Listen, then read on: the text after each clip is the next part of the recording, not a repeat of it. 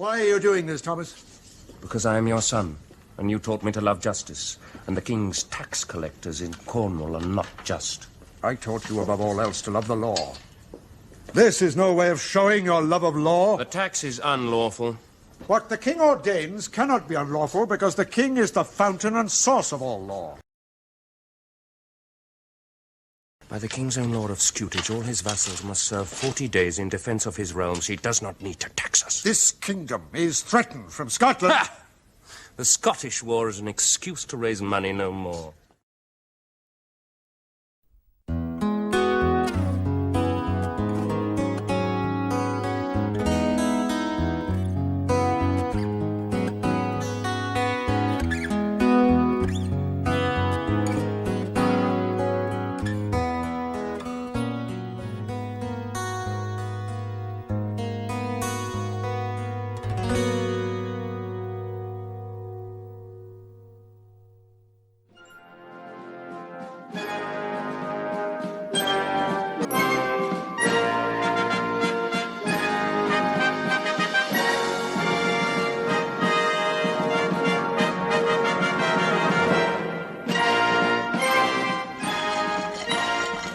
We don't have that much. This says you have. Then that is mistaken. And this says the same. The Commissioner for the King assessed you for that sum. The King is never wrong, nor are his servants. I do not have that much. I must take what I can, then. Ha!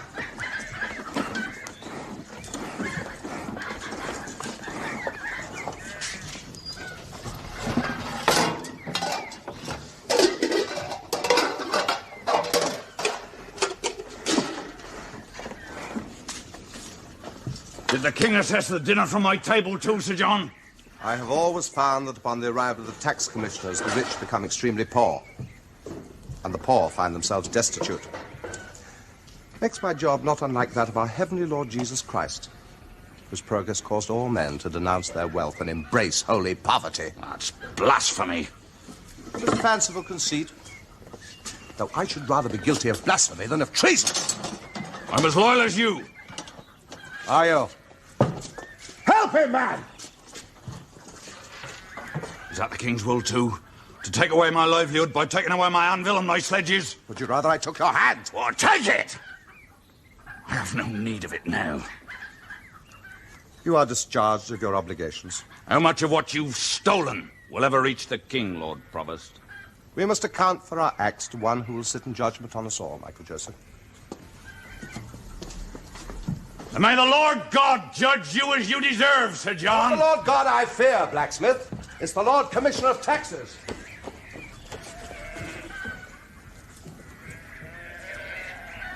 Do you know the signification of words, Michael Joseph? Most words, sir. You know the word monopole. It means the only holder of a trade. If you hold such a monopole, you must set your own prices. There is no one to sell against you for less. Are there many other blacksmiths in your parish of St. Keverne? None. But my charge is always just for the work I do. Even so, there are no other blacksmiths in St. Keverne. None. At Helston or Ayrshire? There's a smith at Elford. Ah, but for many miles around St. Keverne, men must have their horses shod by Michael Joseph. They must have Michael Joseph mend their ploughs, and Michael Joseph forges the chains for their snares. There's not the work for two smiths, sir. But for one, there's a plenty. Enough. And before God, you pay your tithes justly and fairly. I give my tenth. I make no complaint of that. And you do not starve. Now, Michael Joseph, if you were King of England and had a war to fight so that your subjects should sleep safe at nights, and you had emptied your purse time and time over in order to keep men such as the blacksmith of St. Keverne safe and in good health, and you had soldiers to pay, would you not ask the good people of Cornwall to help you by giving their money to your purse? Sir John Oby took everything. A fair tax I would not protest. He took all I have. My anvil, sir, and my sledges. How can I work? Perhaps the necessity will help you to find the money to buy new tools. You speak as if I had some secret treasure hidden away. Most men have to help them on just such days as this. If the king knew what was being done in his name... The king knows. The king ordered that it should be done.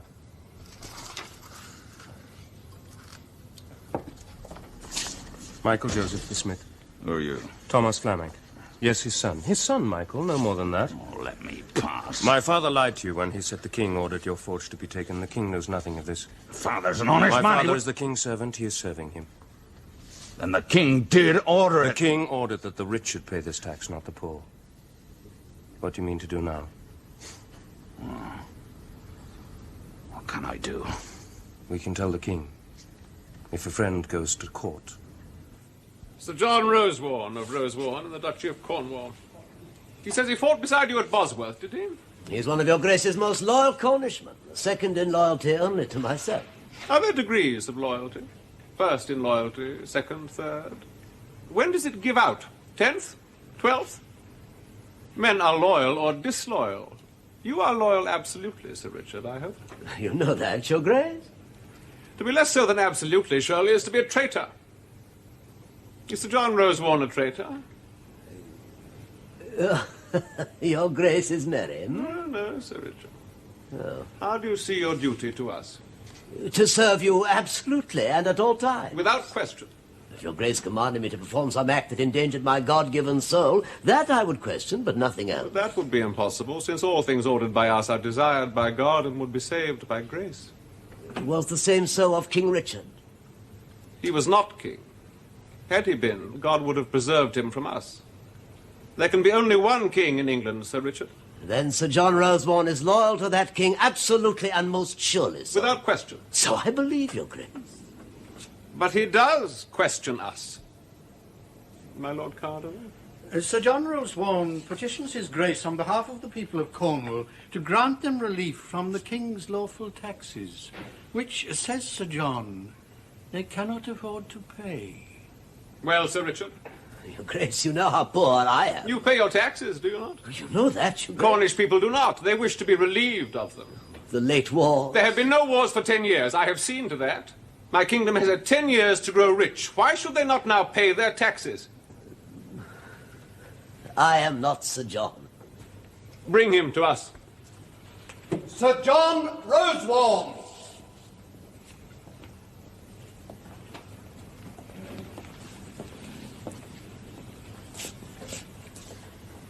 Sir John, Sir Richard Nanfan here has suggested to us that you are a traitor. Yes, Sir Richard. You said that he was less loyal than you are yourself. You pay your taxes. Sir John Rosewarne does not. Your Grace does me no justice. I am as loyal as any subject here. Are there other traitors here, then? Are there? I willingly believe it when my loyal subjects refuse me the few duties which they owe. My Lord King, not one of those for whom I petition is less than a perfect and obedient servant and subject in all things. But your Grace's own servants are doing things in your Grace's name that are not just. It is not in our nature to be unjust. It is not in a king's nature to do things unjustly, is it? It is not possible, your Grace. Well, Rosewarne? Our Lord Jesus Christ himself chose Judas Iscariot to be one of his followers, to look after his privy purse, to be close to him. If our Lord Jesus can be betrayed, then our Lord the King can be betrayed too. And there's a Judas serving us in Cornwall, is there, Rosewarne? I should not wish to accuse men who are not here present to defend themselves. What is the complaint against them? You need not tell us their names. The tax is levied more against your poor people than against the rich, the merchants, the yeomen. Those who have least are forced to give most. The cups and plates for their dinner are taken to be melted down. Melted? Cornishmen are accustomed to dine off pewter, your Grace. Pewter? They'll be wanting to dine off silver soon enough. Still, the worst part of all is that these taxes are not coming to the king's purse, but line the bellies of the king's servants. Nanfan, go to Cornwall. If what Sir John Rosewarne says is true, tax those who are collecting the taxes. And when you have taxed them, tax them again for the same amount. And then make your account to me, Sir Richard. But, your Grace, my supplication is that the poor should be relieved, not that the rich should be pressed too. Well, if you tax the rich, they will tax the poor. If you squeeze your collectors to make them pay fairly, they will squeeze the people and make them pay unfairly. Sir John, I have a war to fight. There are rebels threatening our kingdom from Scotland. What would you have me do? Leave the rebels to sack and pillage for lack of money to pay my soldiers, because you would not have me levy taxes? Your Grace must not take from the Cornish poor. Where should I get the money, then? From my enemies? Take my loyal people of Cornwall a message of love and gratitude from me. When the kingdom is still again, they will feel the sunshine. Is it right that miners who crawl on their bellies all day in the darkness to scratch out a handful of tin should pay for a war against Scotland? No. Whoever heard of Scotland before this? Well, you think of London as distant. Why, London is not even half the way to Scotland. If the Scottish rebels march south and threaten Cornwall, would we ask the king to tax the poor people in Northumberland in their defence? Or would we raise an army ourselves, pay for it ourselves, and defeat the enemy ourselves? But the war in Scotland threatens the king's whole kingdom, not one small part of it. It does not threaten Cornwall. Cardinal Morton told me that Cornwall is no harder taxed than any other part of England. You spoke to the Cardinal, did you not, Sir John? Many times. Which of his palaces? He has many palaces, does he not? He has a house in Canterbury, a manor at Lambeth. The park at Aldington, the palace at Wisbeck, Hatfield House. Which of these has he given to the king to help pay for the war against Scotland? He's a great man, Joseph. Does a great man need of so many palaces and a blacksmith not have need of his anvil? My need is greater than Cardinal Morton's need. The palaces do not belong to Morton, but to his state, to the archbishopric. I hear you spoke to the king of our plates at Pewter. Did you tell him about the miners that swallow grass because they cannot buy bread? I said some men had pewter that was taken... If the king knew what went on in his name... I have told him. If he could see us in our poverty, hungry, ill-clad, if 10 or 20 of us went to the court... 10, 20. Do you think you'd ever see the king, you 10 and 20? Morton would swallow you up. What criminal men are those, says the king, seeing you hang all 10 and 20 on Tyburn? Why, said Morton, some Cornish rebels that would not pay their taxes. Is that what you want? And 50 of us can go. Even the Cardinal cannot hang 50 Cornishmen. Why not 500, then? 500 is an army, Thomas. Yes. 5,000, that's a great army. That's a rebellion. No. A rebellion is an armed rising against the king and the peace of the king. And your 5,000 would not break the peace? Why should we? Do you believe these taxes are to pay for a war against Scotland? Do you know why there is a war against Scotland? Their leader calls himself Richard, Duke of York, and claims the throne. And is truly called Perkin Warbeck, and is a merchant son from Brittany. The king knows that. Warbeck has many followers. But he stays in Scotland, and the king is sending an army to chase him away. And that must be paid for. No. This war is a pretense to squeeze the people. It isn't even lawful. These taxes are not lawful, therefore we are not in law obliged to pay them. If men are breaking the law in the king's name and with his authority, what can common people do?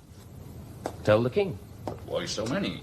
5,000 will seem to be an armed rebellion. We shall not carry arms. We shall march in peace. We shall be a petition that Morton cannot roll up and throw in the fire. There is no rebellion without force of arms, and without the king's peace being broken. So we shall not carry arms, and the peace will not be broken. Now, every one of you, go home and raise a band of men, and send out to all the villages and towns of the duchy.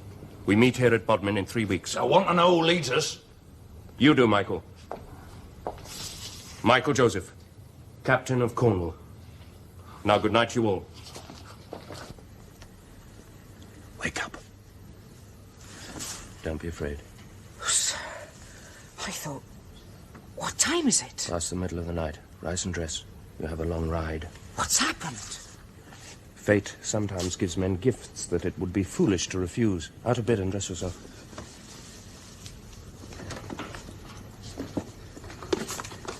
You are to ride to Scotland, John. Scotland? To the court of King James. Ask for Richard, Duke of York. Some call him Perkin Warbeck. You will call him His Grace, the Duke of York, rightful King of England. Treat him as if he were king already. Greet him as Majesty and Grace. I heard he was a Breton merchant son. Soon, with my help, to be King Richard IV of England. Tell him that Thomas Flamank, your master, is marching on London with an army of 10,000 men. Tell him that by midsummer, I shall be encamped near London. Where will you raise yourself an army of 10,000 men? The smith is raising it for me. In rebellion against the king? Not in rebellion. To petition the king to relieve our heavy burden of taxes. Sir Richard Nantpad. I thought you were in Cornwall collecting our taxes. And who are you?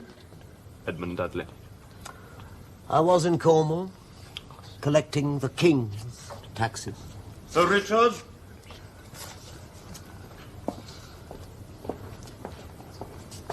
$4,000. When we set out, Your Grace. Many more by now. They had not left Bodmin a week ago. You rode from Bodmin in a week. We slept in the saddle, Your Grace. What sort of men are they? Peasants, miners, craftsmen, some yeomen and... Nobles? merchants. Some of the older families have sent their sons. Their leader is Thomas, son of your commissioner, Richard Flaming. Not the smith. The smith is their hero, Your Grace. But their real leader is Thomas, for he leads the smith. And Sir John Oby does nothing? Your Grace. Then we shall do nothing. Nothing, sir. You, what is your name, man? Roger Wally, my lord. Do you trust him out of your sight as well as in it? He's steward of my house at Park. Roger Wally, rest here a few days. Then ride out to meet this Cornish army and join them. When you know something that you must tell me, leave them and look for me here.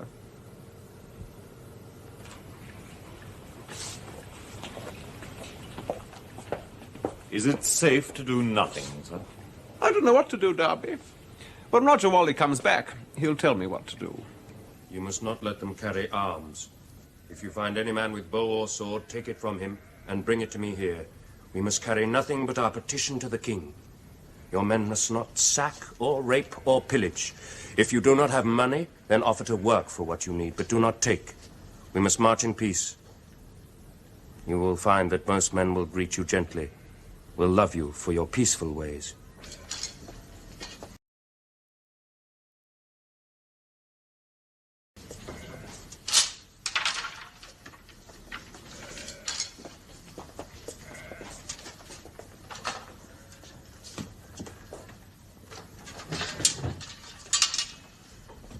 No arms. Thomas? We mean to march in peace, Father. To march at all is to break the law. You'll hang for it. If 50 men walk in peace, doing no harm or damage from Bodmin to London, there to petition the king, would the king hang them? 50 men do not threaten a king's throne. 5,000 do. Not 5,000 with no arms, no weapons. Why are you doing this, Thomas? Because I am your son, and you taught me to love justice, and the king's tax collectors in Cornwall are not just. I taught you above all else to love the law. This is no way of showing your love of law. The tax is unlawful.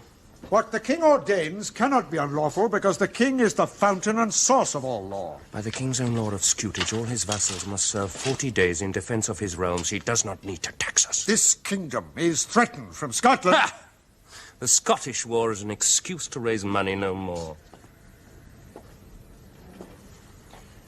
Where did you send your servant, John? To London, to petition the king. Then why did he write secretly? What are you doing, Thomas? Are you dabbling in treason? Father, we do not break the law. We do not break the peace. There is no treason in this. There's treason in secret embassies. John has ridden to London. Then it will do no harm for another to follow him there. I would never commit treason. Nor help another to do so? And that would be treason. Would you work to prevent an act of treason? If I found it out? Then go secretly to the king's court at Richmond. My son says he has sent his servant there with a petition to the king. If this is true, do nothing but ride back to me and tell me. If the boy has not been to court, give the king this letter from me. When the king asks, tell him they do not carry arms, and in this lies the greatest danger. Asks what? When the king reads the letter, he will ask a question. Your answer must be, they do not carry arms. And in that lies the greatest danger? Yes. Have you paid, Martin? Have you paid for the bird? I shall make you pay. At Exeter already. They amaze me, Darby. Between 2,000 and 3,000 men of Devon have joined them. They march like a pilgrimage, with their banners of the holy saints, saying their prayers along the road, chanting. Nobody raped. No church sacked, no manor pillaged, no barn burnt. They do amaze me. Lord Daubeny has 8,000 men on the road to Scotland, sir. So he has.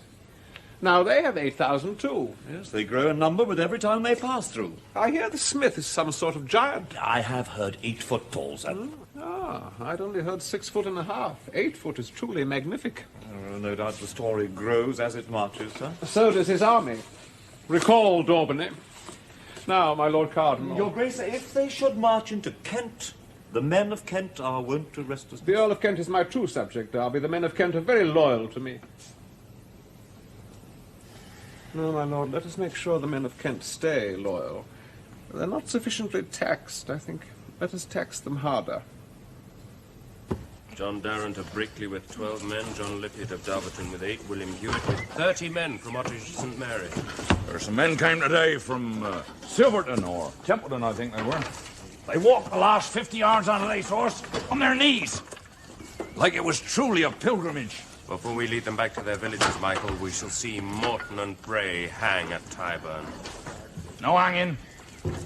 We want no hanging. They are the king's enemies, Michael, as they are ours. Do you want the king's enemies to live?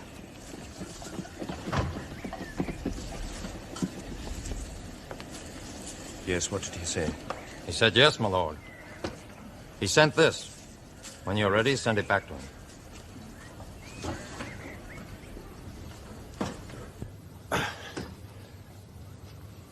Darby, my doctor moans all day that I don't get enough exercise.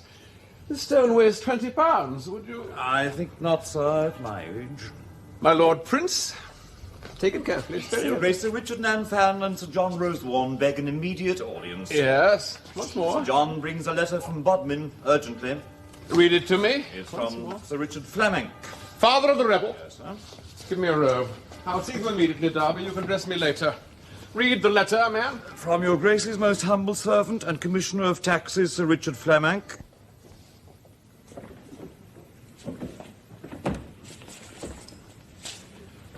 Fleming wrote this letter 10 days ago, Rosewarne. I wrote as hard as I could, Your Grace. Since he wrote, certain other matters have come to light. Fleming said this would be so. Had a petition reached Your Grace from his son Thomas, I was to return to Bodmin. There has been no petition. Tell me, are these rebels dangerous to us? And in what particular are they most dangerous? They do not carry arms, and in that lies the greatest danger.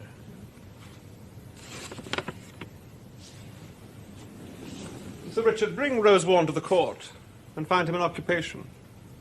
We thank you for your service, sir.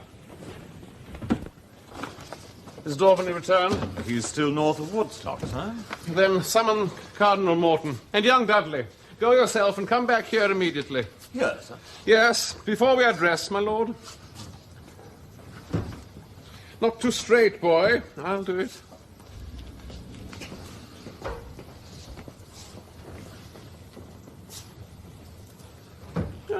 Good morning, young Dudley. God be with you. God be with your Grace, and keep him safe.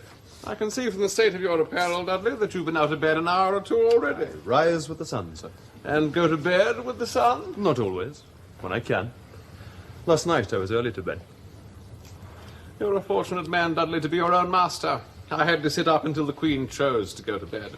Don't tug, boy. Untwist it with your fingers, if you must. My lord? My lady? Your Grace. My lords? My lord, read them what Fleming has written. The king has had word from the elder Fleming. Who is evidently still loyal to us. That must be remembered when the accounts come to be settled. We must not let the father pay the son's debts. He writes that his son has sent secret embassies abroad, that his son lies to him of their nature and their destination, but that he, the father, believes that a messenger has passed from Bodmin in Cornwall to the king in Scotland. He guesses, my lords, no doubt he guesses. But the son now marches at the head of 12,000 men, and more join him in every town and village. Without doubt, by the time he reaches London, he will command 15,000. Lord Daubeny has 8,000 archers no further than Woodstock. Yes. The elder Fleming is a good man, is he not? A very good man, sir. A good lawyer, an honest judge, a fair assessor of taxes, and very careful in his prayers. And a good apprehension and intellect. He's a very able man. He sent us further word. He said to ask his messenger, in what particular was this Cornish rebellion most dangerous? The answer was Delphic. In that they do not carry arms. Therein lies the greatest danger. Not carry arms? Then there can be no danger. Well, my lords, what do we do? Lord Daubeny is at Woodstock with 8,000 men. If he were to march southwest towards Taunton, he may cut them off before they reach London. And cut them down before they have time to arm. Unarmed, defenceless, peaceful subjects of ours, walking to London to see the king, set upon by the king's men and slaughtered. Rabble, a rebellious rabble. I've spent 10 years making this kingdom peaceful, madam. But they threaten London, sir. I have killed only those men that would not let me let them live. I cannot slaughter 15,000 of my subjects who do not bear arms. But they can take up arms. Yes. And if young Flameng did send his message, and this Perkin Warbeck sends an army south against us, what shall we do with 12,000 unarmed men sitting outside London? Then send Lord Daubeny north with his army. Then Flamank will take up arms and march on London. What does this Flamank want, my lords? Is he too a rebel? A pretender? He's a cunning, ambitious man of good intellect, it seems. Well, why did you not use it in my service? Why against me? If they have 2 armies, you must raise a second army. I have little enough to pay for 1 army. The taxes for Daubeny's men caused this rebellion. How can I raise another? But you must put down Flamank and his rabble. Yes. What can I do, Morton? I can't upturn 10 years of peaceful rule by slaughtering unarmed men. Let them come, sir. Then send for their leaders and hang them. Hang them? Yes, sir. Without leaders, they'll go home. Hang them? What have they done?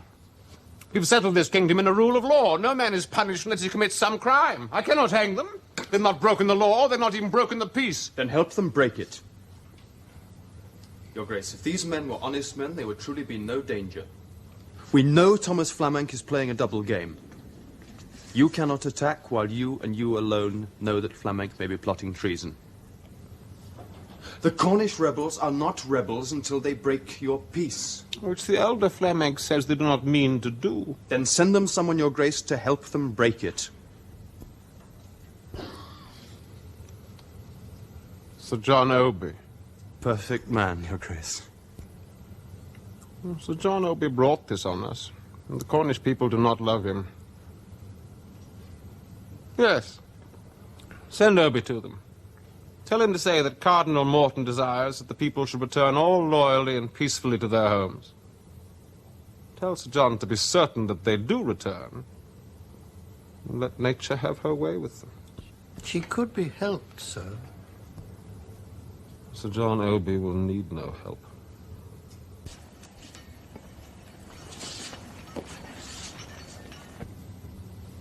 Sit down. The king likes you. Your Lordship is most Captain. kind. You like him. My lord? You like the king. He's the... Don't mutter nothings with me. You like the king. He is the king. He's a man, Dudley. You like the man that is the king. Once upon a time, he was not even a very good duke. I remember 20 years ago in Flanders, he was so full of fear, he nearly died of it. He thought that in every corner, in every doorway, he might be murdered. He pissed himself with terror. You like that man. Does the king need men to like him, my lord? Is respect and obedience not enough? I'm in my 77th year now, Dudley. In 2 or 3 years, I shall be dead. I shall not ride with him against these Cornishmen. For the first time, I shall hide in the tower. If he asks you to ride, that is the moment of time to ask him for your abbey. If he asks me, I shall ride with him. And from that path, there can be no turning aside. If I serve the king, what have I to fear? I am the most hated man in England, not King Henry. Men curse me when they pay their taxes. These Cornishmen are marching to ask King Henry to hang me. You know what he'll do.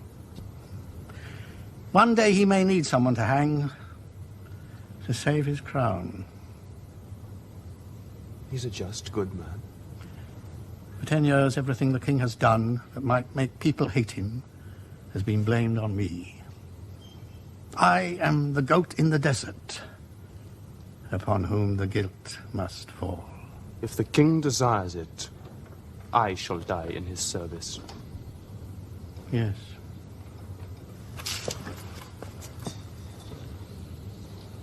When the king has finished his prayers, and God in his wisdom has not told him what he ought to do, he will ask you, Dudley. When God lets him fall, you must raise him up. God may fail a king. Be sure you do not fail him too. He could become fearful with great ease if he knew himself ever again alone.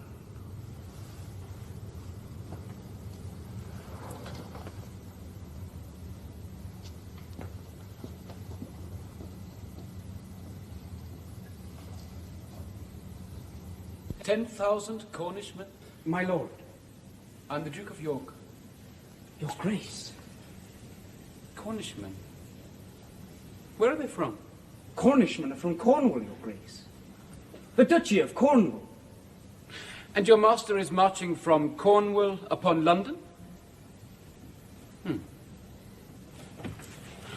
King of Scotland and I marched upon London last month. It is a 6 weeks' ride, Your Grace. Where is Cornwall? The knee of England, Your Grace. If London is the groin. Bring us a map, boy. My master prays that Your Grace and His Grace the King will march immediately on London.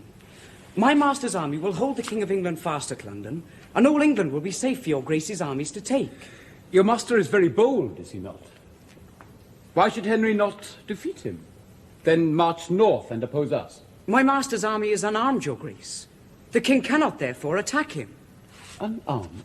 They march as a sort of pilgrimage to petition the King for the relief of taxes. I think not, boy. I know King Henry's strength. Your 10,000 men will not hold him more than a week. Then he'll march north. No, when I take my throne, it must be with a strong army, not a pilgrimage. Fools, rebels, Oxford! Sir John Obi! The traitor Smith. No traitor. Send your men home, Smith. We're going to London to see the king. Disperse these rebels, send them to their homes, and the king will spare their lives. See the king, and petition him to relieve us from your oppression. Cardinal Morton has sent me to disperse you. With care, said John, with care. We march in peace. We do not harm to any man. We do not break the law. Rebel dogs. We are loyal subjects. We do not break the peace. Peace! Come, Smith. Join your rebel friends in peace.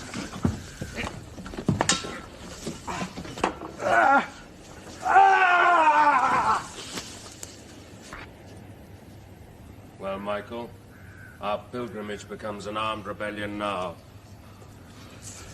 He killed one of us, Thomas. Peace means you turn the cheek to the blow, that you don't strike back. Here! Do you know the road to Wells? Ride to Healy in the parish of Wells. Ask for James, Baron Audley. Give him this, and tell him where we are. Lord Audley of Healy, next to Wells. I shall go to the king and confess. It need not touch any other but me. We, Michael, we, the Cornishmen marching on London. We have killed the king's officer. We've murdered the king's servant. We are all guilty. If the king wishes, he may cut us all down. No! We're peaceful! We shall need weapons now. Anything that a man may take to kill. No, that is rebellion. We are rebels now. Give these to men that know how to use them. Where? The arms we took away at Bodmin. It would have been foolish to leave them there.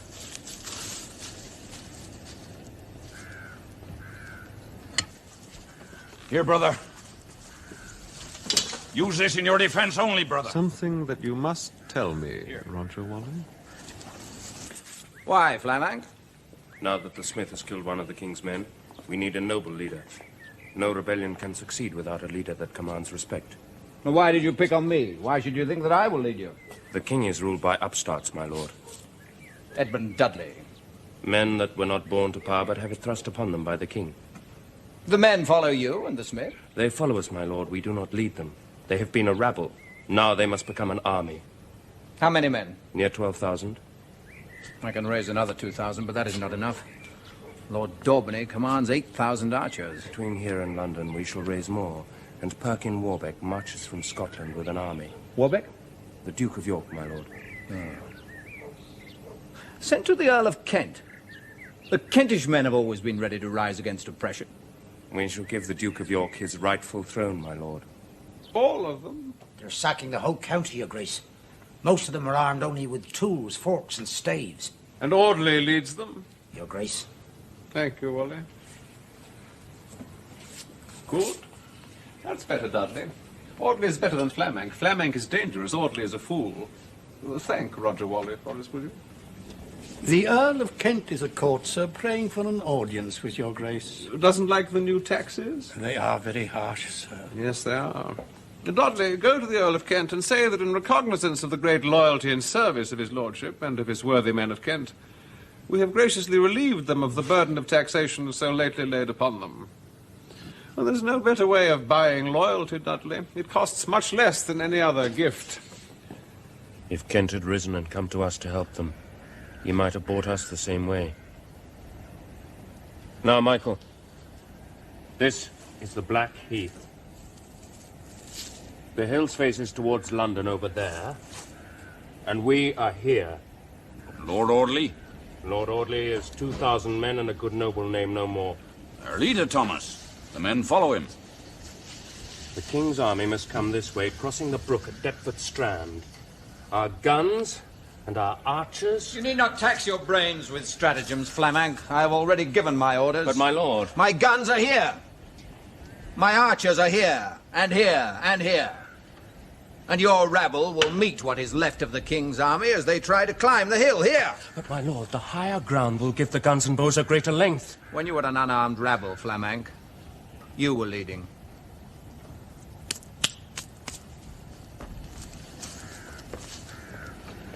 You are a lawyer, Thomas. Lord Audley is a famous captain. Lord Audley is a famous fool. The men trust him. And you?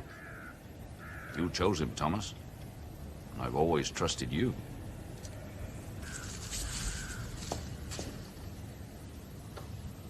Who are you? One who joined the smith at Bodmin to pray for relief from oppression. To pray in peace, I did not seek an armed rebellion, nor do I wish to fight against the king. And you can deliver Lord Audley to us? Yes, my lord. You do not think that that would be a new treachery? Treason against a traitor is never treason. And the smith? The smith is a good man, sir. A good rebel? He would not be a rebel if he could take another course. And you will deliver him to us? If you will pardon the others. And Thomas Flamank, will you deliver him to us? It is Flamank who sent me, my lord, to sue for peace and pardon. It is he who will lead you to Audley. Is he not the greatest traitor of them all? I think not, my lord. Had Flamank come to us, I would have thought him a brave man. Had he come to us openly. I hear he's a very secret man. A very honest man, sir. But not brave, not open. No, Darby, send this man back to his master. We shall take Audley and we shall take the smith. We don't need Flamank to give them to us. We shall take Flamank, too. Now, my lords, the Thames and Deptford Creek. Here, the hill leading to the Black Heath. Now, Audley's guns are here, here, and here. His archers are here, all on the lower ground, you see. They lack the height. If he commanded here, he would command all this. And to his rear, he lies wide open. Now, my Lord Derby, you will cross the creek here and press his centre. The smith and his rabble lie on the flanks and on the heath. Now, Daubeny, You will march silently, mind you, to the south, and when you hear the guns, attack them here and here to the flanks and rear. When they break, pen them in. Do not let them run. And, my lords, there are 3 plums. These 3 bring to me tomorrow evening at the Tower. If we take those, huh? Not if, Derby. When?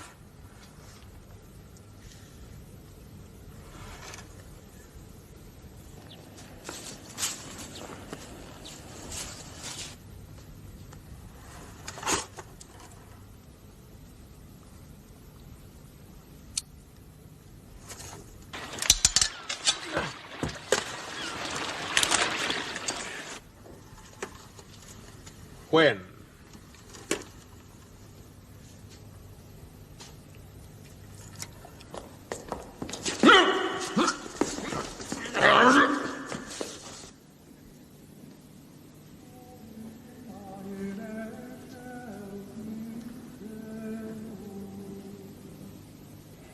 Hang us, Thomas. The king will hang us. All we wanted was relief from taxes. Why should he hang us? We led an armed rebellion. We never meant to carry arms. You would never have marched at all had you not said we should be peaceful. I fear he will hang us. My father fought for your ancestors, sir, and earned rewards that you deny us. All that we ever ask is the right to serve you. That right does not belong to any man, Audley. It must be won. My father won it! And you lost it again. I do not like killing men, Audley, subjects of mine. But when they are so foolish as to think that they can win my favor by grasping it with armed rebellion, and take the proper yearnings of the common people and forge a weapon of them, and serve me thus, then there is no hope for them alive, and they are better dead. Learn to be better.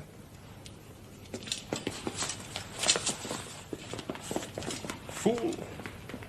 He wastes the very air he breathes.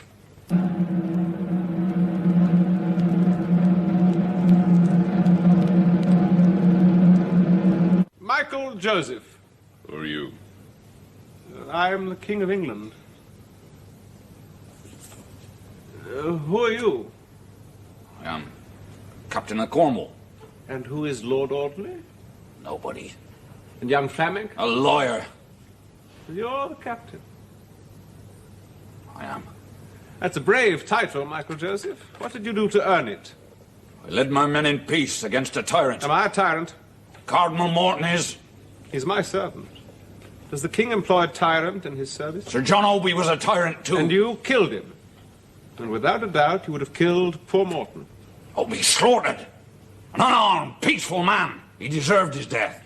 120 of my loyal subjects are dead today, Michael Joseph. Had you stayed in Cornwall, they would have been living. We came in peace. With guns? With Audley to lead you? We did not wish to fight, Your Majesty. What did you wish for? Peace, Your Grace. And justice. And relief from oppression. These 3 things. They would be enough. Well, you shall have 2 of them tomorrow, Michael Joseph. 2 of them? Peace and justice. No relief. Not from oppression. Death is oppression of the body. That it may free the soul. Why must I die? I wish you no harm, Michael Joseph. But when my sheep are scattered, I must strike the shepherd. We meant no harm to Your Majesty. All we wanted was redress. And I will harm none of your people. But they must pay for this war, and they must pay their taxes. You're a hero in Cornwall, Michael. And you're a brave man. Do not be afraid when you're drawn to Tyburn.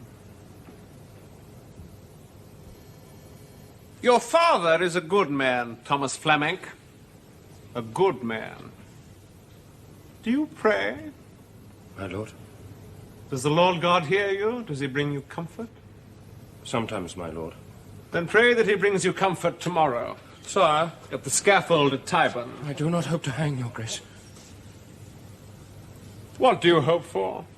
For peace and mercy. What did you hope for? For relief from oppression. No more than that. To what court did you send your secret messenger, Thomas? I sent no To lie is a terrible sin, Thomas Flamenc. To lie is a treason against your own soul. Here.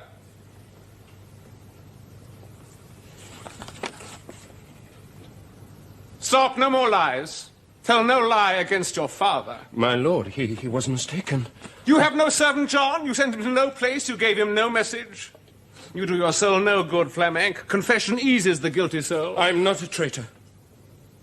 Did you send a servant to any place with any message? Not a guilty message, Your Grace. Did you take arms from the Cornish men in Bodmin and carry them in carts to Taunton? And when Sir John Oby was murdered, give them again to your men? I was afraid we would be slaughtered and have no arms to defend us. Did you send secret embassies to Lord Audley to ask him to lead you? They were not secret. Before Sir John Oby was murdered, did you ask Audley to lead you? The common people needed a leader, Your Grace. A pilgrimage. I hear men came to you walking on their knees. I hear they prayed before every town and village and begged the parson's blessing. I hear they chanted sacred hymns as they walked. I hear they worked for what they could not buy. They were good, peaceful men, Your Grace. Where? Till you gave them arms, made them rebels, made them fight against their king, and turned them to treachery. To base, unnatural treason. Are you a brave man? I think not. You came in fear to sell us, Audley and the smith. That was not brave. I am a scholar, Your Grace. Tomorrow, when you hang, will you be brave?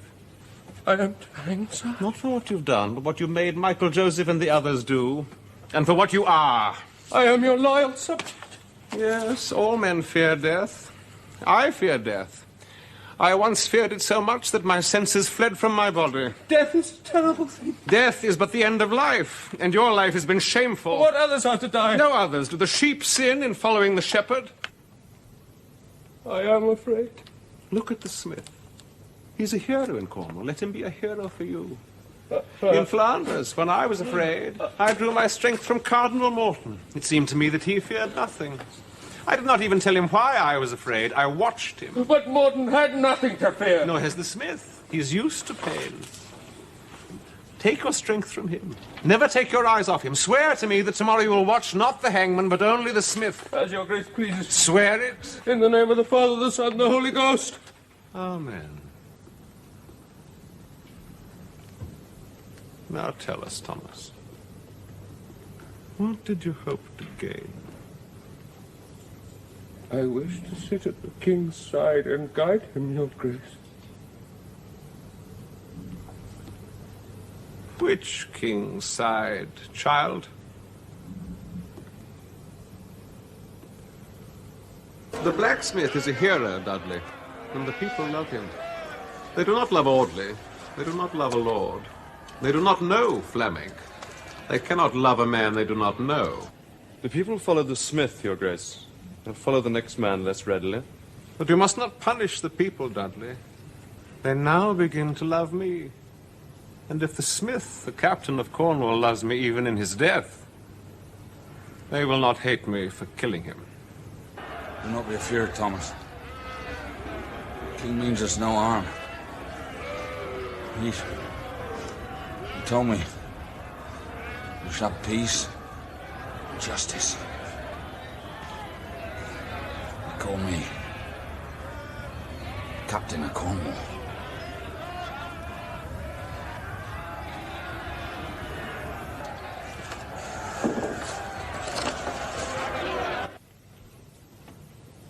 He's died unafraid, still a hero and loving me. The people will not be afraid, and they will love me too. No one under God needs love more than the king, Dudley. The king needs love.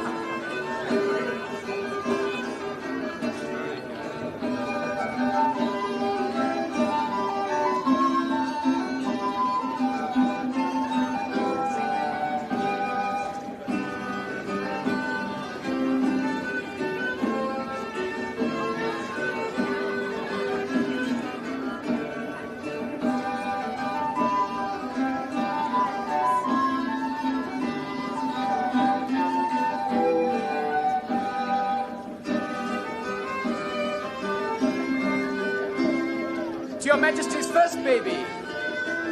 And when will you have an heir? When I have a wife like you, what's your excuse? Well, it's not from lack of trying, I assure you. But it must be lack of something else, Richard. I've given you the wife. Do you want me to give you the heir as well? Well, your Majesty's kindness itself, but my wife is your cousin. If you weren't so religious...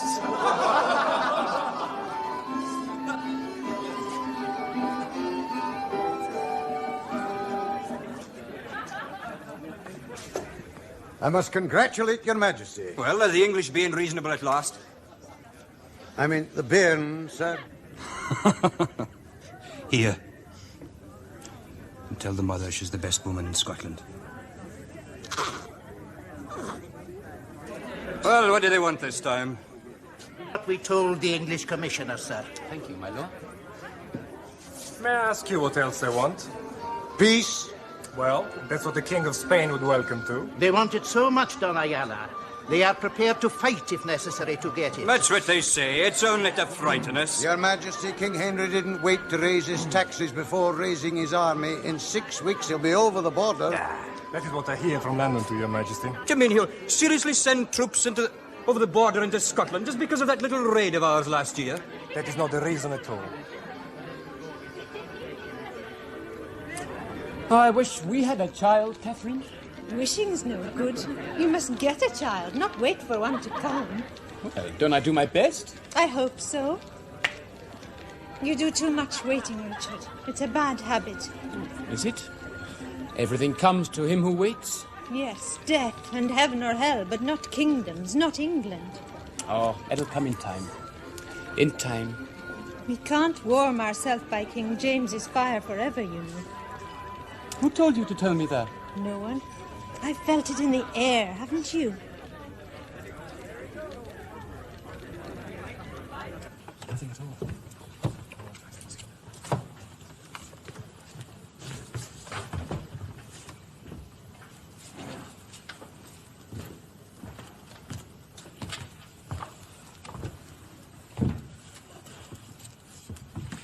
Be seated, gentlemen.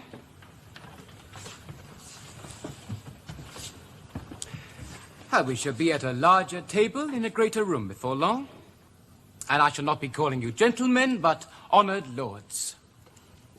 King Richard IV will not forget his own. He has known too much of life's bitterness, has suffered in his own person too much of this world's misfortune, not to repay with royal generosity all those that truly love him.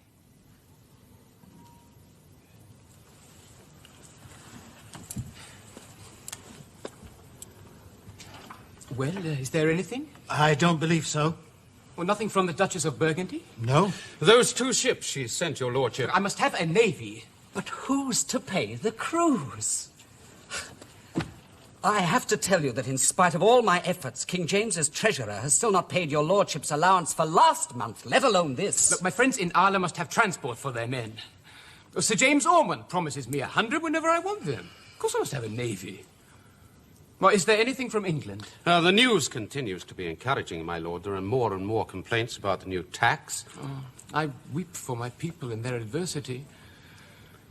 But from their sorrow shall spring our joy. They will throw off the yoke of the rapacious Tudor and rediscover peace and plenty in our House of York. Exactly, my lord. But I do feel that we shouldn't attempt another invasion under the Scottish flag. Oh, where else can I find an army? Well, Ireland, my lord, as you've suggested yourself. The English do not like the Scots, and they never will. It does your cause no good to stay here. Look, King James is the only sovereign in Europe who recognizes me for what I am. Where else would I find such hospitality? The hospitality is indeed excellent, my lord. It's 2 months behind. Well, then, see to it. You're my treasurer. Be useful for once. The Spanish ambassador would like to see you, sir, if you are no busy. Busy? No, I'm not busy. Wasting my time talking to... Tell him we will be pleased to grant him audience. Well, our session is over, gentlemen. We thank you. You know how much we value your loyalty.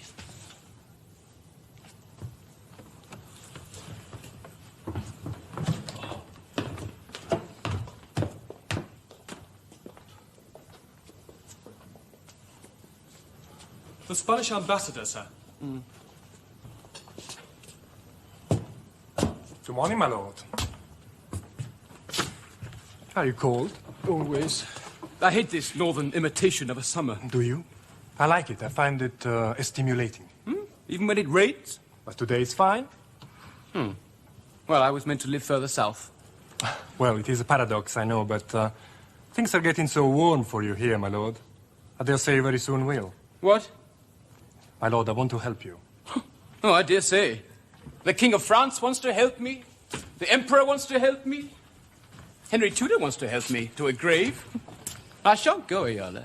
I shall stay here, whatever the weather. Will you? Oh, why not? You have been here more than a year already, my lord. How long do you want to stay? Just as long as I need. As long as King James is going on risking his throne for your sake? Is that what you were going to say? King James won't betray me. Whatever he may wish to do, my lord, it is clear that he will very soon have to make peace. And you know King Henry's terms. Now, don't speak to me of King Henry. I am Richard, Duke of York. I am King Richard IV of... I don't have to answer to you. No, of course not. And besides, it doesn't really matter, does it? Will it not matter that I'm the King of England? No one is king unless he's got a kingdom. And you know as well as I do that you won't get yours now. I said I wanted to help you, and I do, but you must give it up. If you don't, you will not only not have your kingdom, you will not have your life either. I'm Richard, Duke of York.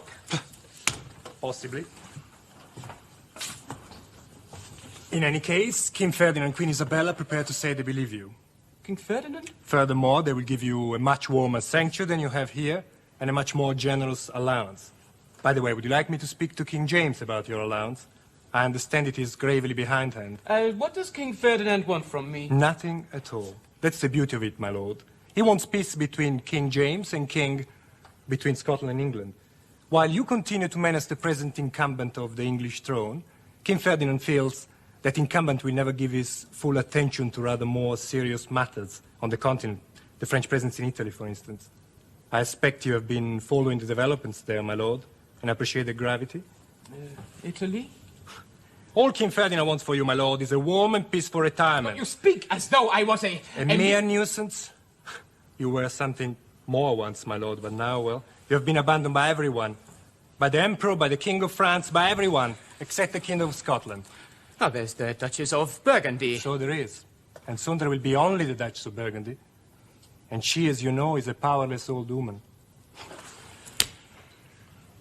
There is no point in pretenses, my lord, is there? King James will not help you much longer. It's very warm in Spain, my lord. You will think of what I've said, I know.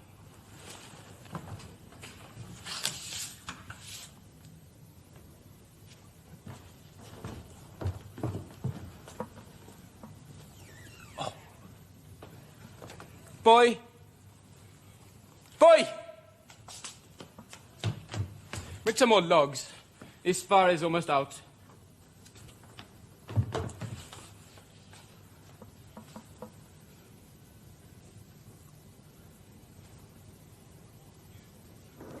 My lord! My lord! Is the king here? Yours or mine? Either. Both. No. Where are they, for God's sake? Hawking. Letting a man get a bit of peace. There's been a rising. Where? Where? Not in the Highlands? No, not here. In England. Cornwall. Oh, Cornwall. That's about as far away from Scotland as an Englishman can get, isn't it? What? Yes, but what's that got... I don't imagine we're in any danger here, Mr. Heron. But they are marching on London. 25,000 of them. So instead of raising an army against me, he's raised one against himself. That's Tudor statecraft for you. Oh, there are hundreds of them, flocking to join the rebels every hour. This time they're armed. Don't call them rebels, Richard. They're your friends. Well, I hope so. Tonight, you must get to Cornwall at once, Richard. No delay. Of course. And what are you going to do? I'll give you 10 days, then sweep across the border. That'll be child's play. I'll race you to London. It'll be a two-prong attack, like a Morton's fork. Now, how many men can you spare me? Men? You've more in the march already than I'll ever have. No, come on, If more. you want more, go to your friends in Ireland on the way, but don't linger, Richard. You'll never have a chance like this again. You won't see me for spray. You're my good friend, Richard. My honest, noble friend. When next we meet, please God, you'll be as good a king as I.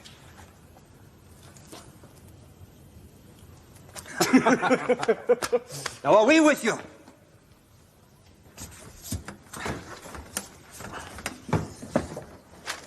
Come along, come along. Those trunks should be halfway to air by now. Mr. Astley, will you see that these men are paid up before we leave? Yes, ma'am, of course. Morning, ma'am. I'm glad to hear the king took my advice.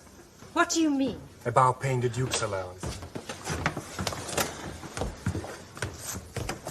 The Duke is much too busy to see you. I expect he can spare a moment. His instructions are that he will not be available to see you under any circumstances whatever. So the excitement is really going to his head, eh? Castellet, take this to Mr. Heron. Tell him that as soon as he... I believe you are extremely busy, my lord. Extremely. You'll excuse me? He just walked in, my lord. Then he must know the way out, too. I only wanted to wish you a most prosperous voyage, my lord. You? You never wished me anything but harm. All right, Castellet, tell Mr. Heron to see me as soon as possible.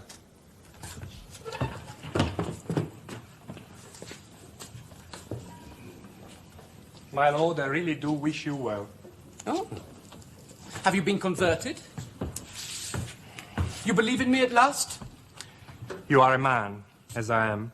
And as a man, I believe in you completely. Titles, after all, are the arbitrary addition of society. They mean little to me. I am afraid I have no time to listen to insolent metaphysics. Then I'll be quick and practical. If you go to Cork, you'll find a man named O'Sullivan. I want nothing to do with him or you. Should God not smile upon your enterprise, my lord, O'Sullivan will provide you with a ship to Spain at a moment's notice. Doniala, you stand very high in King James's favour. After I've told King James, however, about your offer... I shouldn't do that, my lord, if I were you. You never know what may not happen between here and Cornwall. And were you to mention it, the offer would, of course, be withdrawn. Bon voyage, my lord.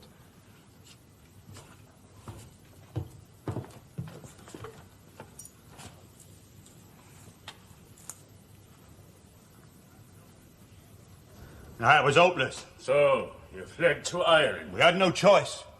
We only had bows and arrows, and besides, we had no proper leadership. We were divided among ourselves. Half our men didn't want to fight at all. Then why, in the name of God, did they march from Cornwall to London? Because they were fools. Because they thought if only they could get to see their good, kind king and explain to him why they so much dislike to pay their taxes, well, he'd understand. Instantly remit what they owe him, pat them on their loyal heads, and send them home with half a sovereign each for good behaviour. Oh, he made a few converts for us, I can tell you. I'm glad to hear it wasn't all loss. By no means. That's why they sent me to Cork, to tell you not to lose courage. But what do we tell the Duke? That he must stay in Scotland a little longer and give us a chance to reorganise. Henry's determined to get him, and the best thing is not to give him a chance. But didn't they tell you? He left Scotland 2 days ago. Gone? Well, how very obliging. In fact, that's the first truly obliging thing that Warbeck has ever done for us. Well, I hardly say it like that, Your Majesty. What's that, son? Why not? There's no further difficulty about the Scottish truce. Without Warbeck, we can make peace at once. Well, my lord, we can perhaps, but I don't quite know who with. King James is marching on Norham Castle. On Bishop Fox? He's bringing his siege guns. I see. No, how very disobliging. Where has Warbeck gone? Ireland, I think. And where, I wonder, is the Earl of Kildare? The Lord Deputy is also in Ireland, my lord. I see. Oh, he's safe enough. I think he's learnt his lesson by now. I sincerely hope so. First Cornwall, then Scotland, now Ireland. What is the matter with King James? Most people in his position will be very glad to be rid of Perkin Warbeck. I think a good many of his courtiers will be a good deal more pleased than they will dare to show their king. And how will that help Bishop Fox? Well, there'll not be much enthusiasm for war among the Scottish army. Not for war, perhaps, but for skirmishing, for stealing cattle. Do their stocks need replenishing again? Well, they're very fond of beef. Well, they shall not eat it at our expense, Surrey. They've had enough already. How many men would you like? I'd like 50,000, Your Majesty. With an army that We size, have 20. And I don't simply want Fox relieved. I want King James pushed back across the border and punished. You can have the men that we levied against the Cornish. Bray and Albany are raising some more in case Warbeck... But he will not, I think. No? No, if he were coming, he'd have timed it to coincide with the Scots. But where is he? In Ireland. Yes, exactly, in the Irish bogs. They have no sense of strategy, do they? They come at us one by one. Very well. That's the way we'll pick them off. You better? A bit. How much longer? Oh, only an hour or two. And we're past the point. It'll be calm all the way in now. Oh, Cork's a beautiful place. Fine harbour, good, loyal people. You'll like it. Oh, I'd like anything that didn't go up and down all the time. Oh, I owe everything to Cork. Oh, this is where it all started. I came here a clothes horse. I left a king.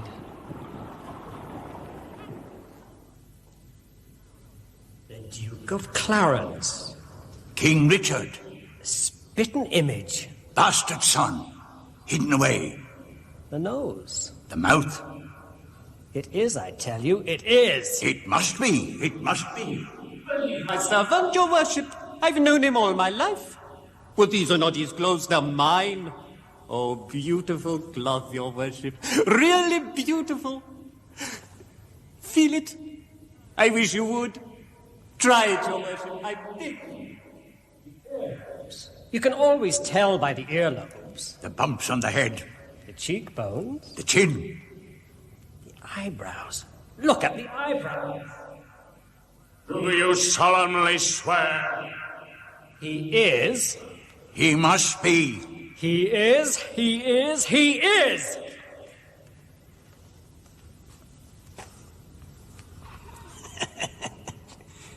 The Duke of York. The Duke of York? The Duke of York. The Duke of York. Then he's the king. The rightful king. Long live King Richard IV.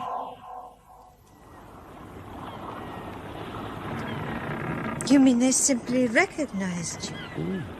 But how? How did they know? People recognize their king. But how, Richard? No, don't go to sleep.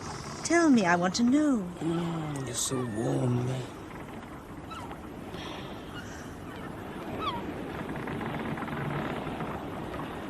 But you had our order. Yes.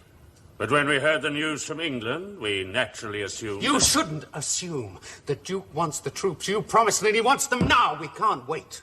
King James will cross the border in 5 days. Can't you offer us anything at all? Well, I suppose I could muster 50 or 60 men. 50 or 60? But I need 10,000 now. Where's Sir James Ormond? He promised me 100 on his own. I regret to have to tell you, my lord, that Sir James is dead. Dead? But how? What happened? He was killed in a quarrel. Over you, my lord. When was this? 10 days ago. God rest his soul. My lord, all is not lost by any means. Oh, no. We marched to London once with only a blacksmith to lead us. And I'm here to tell you, my lord, that with you at our head, we're marched to Paris if you ask us. Will your Cornishmen rise again so soon after their disappointment? The sooner the better. None of their grievances have been satisfied. They're worse off now than they were before. Instead of hanging them, Henry Tudor simply taxing them harder. Aye, and making them better subjects for you, my lord. They'll rise, all right. And what troops Henry has will all be in the north. You'll be unopposed. We need a vanguard of properly armed men. Pitchforks are no use against muskets. Well, I don't know where I'm going to... The Earl of Kildare will supply us. But we have to postpone a week or two. My lord, the Earl of Kildare is very ambiguous. These days, he swears he supports King Henry. King Henry? That's what he calls him. Kildare's always been ambiguity itself. But not to me, Walter, you know that. To me, he's not just an ally or a friend. He loves me. So, you're the French lad, I am. It's the best we'll do. What do you think? I don't know yet. Come here, French lad.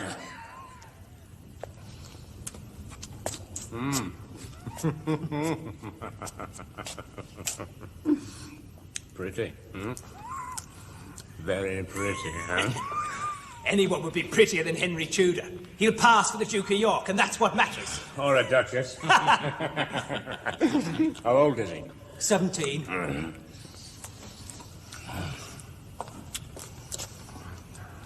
What's your name, boy?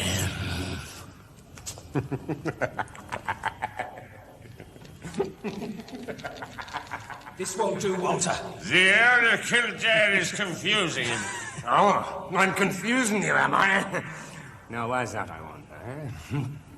What's your name? What's your name? What's your name? What's your name? What's your name? I, by the grace of God, Richard IV, King of England and of France, Lord of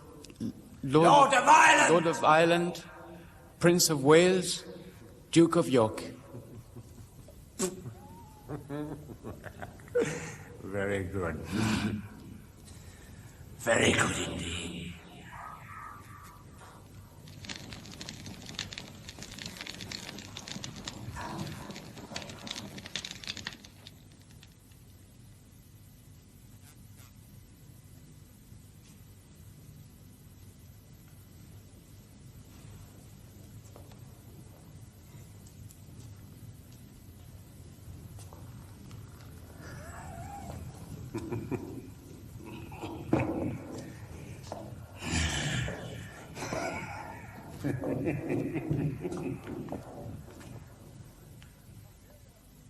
You shouldn't have come here, you know.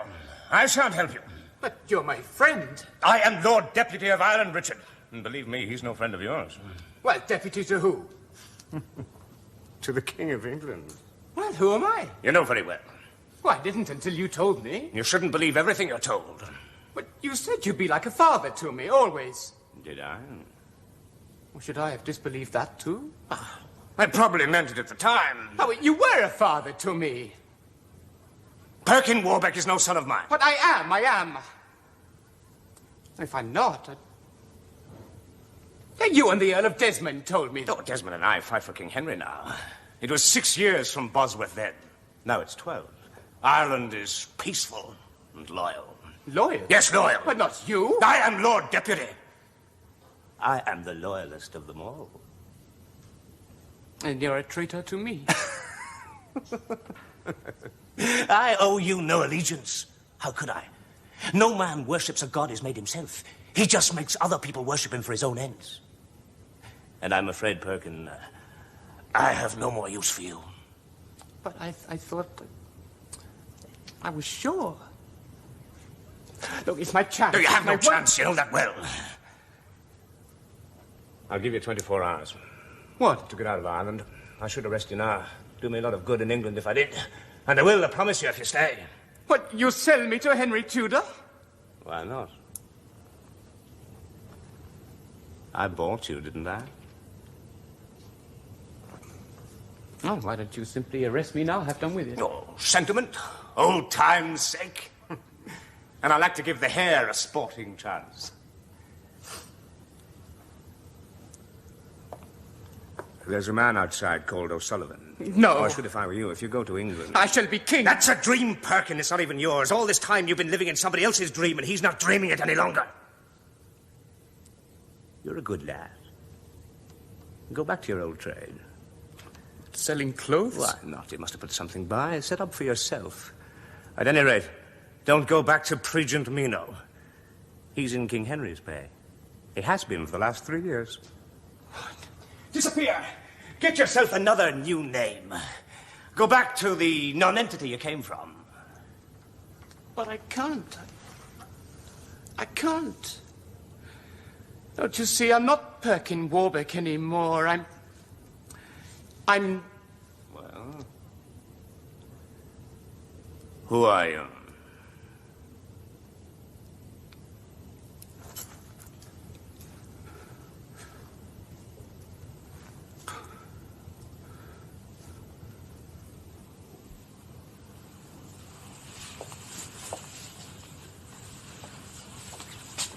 But why have the ships been sent to Kinsale?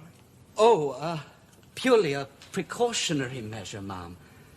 John Walter heard some rumour of treachery by the Earl of Desmond. Treachery? It's probably nothing. But we can't take any chances. You know how much the usurper would pay to see the Duke in the Tower of London. Oh, Catherine. Catherine. Did you get troops, my lord?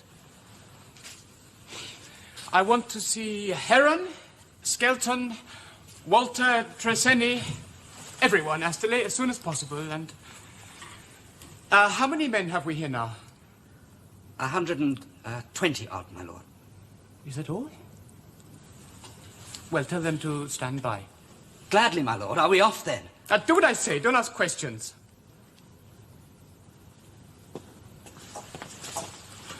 Catherine, you're my wife. Richard, is something... But this is a very uncertain world, and things aren't always what they seem. But one thing I'm sure of is that I love you. Yes, Richard. So I must tell you the truth. We must leave Ireland at once. But didn't the Earl of Kildare... Yeah, the Earl of Kildare will send us prisoners to England. Richard! Now, we have a choice. We can go on to Cornwall, to England, am I right? Or we can go somewhere else. And going to England will be very dangerous. Where is somewhere else? Spain. King Ferdinand offers us a kind of easy life imprisonment. Which might not be bad, Catherine. It might be quite pleasant. In any case, it'd be better than anything King Henry has to offer. King Henry?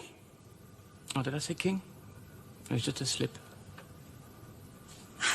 Why do you ask me? I'm not one of your advisors. Ask Heron or Skelton. No, it's only fair that you should know what the risks are, and whether or not you want to run them. Nobody's ever consulted me before. I wasn't even asked whether or not I wanted to marry you. Do you regret it? I do, when things are held back from me. But I'm holding nothing back from you. If you say I'll give the whole thing up and... Can we go back to Scotland? You didn't tell me that before we left. And would you have come if I had? Things were very happy there, weren't they? Very happy and easy.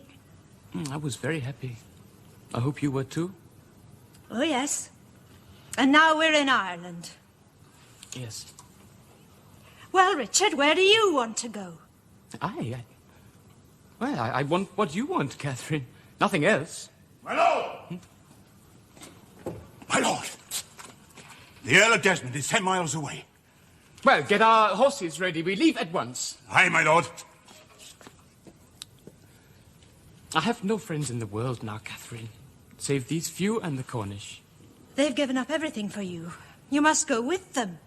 Besides, it's better to be with your friends in adversity than dining with your enemies in Spain. Yes, thank you, my love. You must lead them as they expect to be led. Yes, I shall. Be a king, Richard. Yes. Well, naturally. That's what I am. Then you know everything you must do.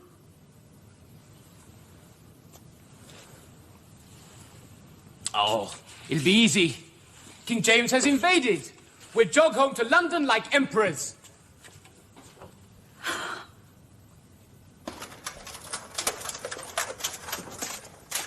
The Earl of Surrey outnumbers us 2 to 1, sir. It would be madness to attack. Well, I will not make peace. I have promised the Duke of York that You promised to help him, sir, and you have. You have diverted a large number of English troops from his invasion. Not enough to matter. No one could have anticipated King Henry's energy in raising troops, sir. In all honour, there is nothing to stop us making peace. No. I owe it to the Duke to keep Surrey in the field as long as I can. Then we will have to retreat, and if we do that, we open the whole of the lowlands to fire and the sword. If you care to step outside, you'll see what happened to Ayton.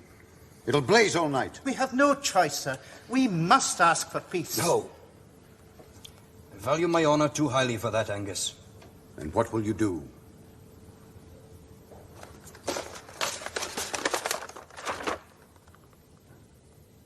His Majesty wishes to challenge the Earl of Surrey, to meet him person to person and hand to hand. And if he wins, you must yield him the town and castle of Berwick as your ransom.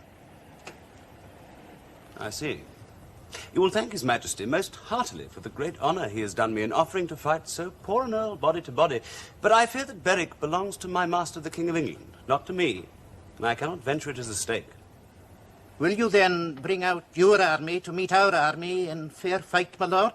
Your lordship knows that I am not in the habit of revealing my plans to the enemy. Indeed, I believe your lordship has good cause to know it. Well then, my lord, putting all challenges aside, Perhaps it might be better if I had a word with you, not as a herald, but as a commissioner of peace.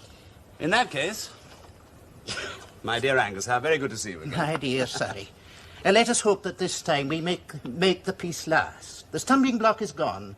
We can no longer surrender the Duke of York because we have not got him. So I believe. He was last heard of in Ireland, failing to raise an army.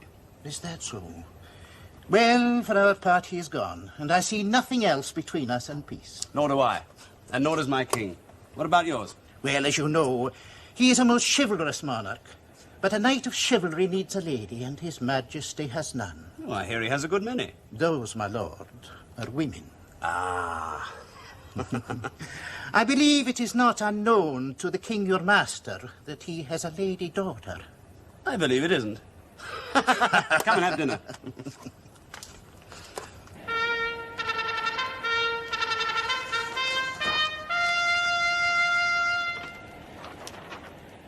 Richard, by the grace of God, King of England and of France, Lord of Ireland, Prince of Wales, to the Earl of Devon, Sir William Courtenay, the Mayor and Burgesses of Exeter... What's the man blathering about? He's calling on us to surrender.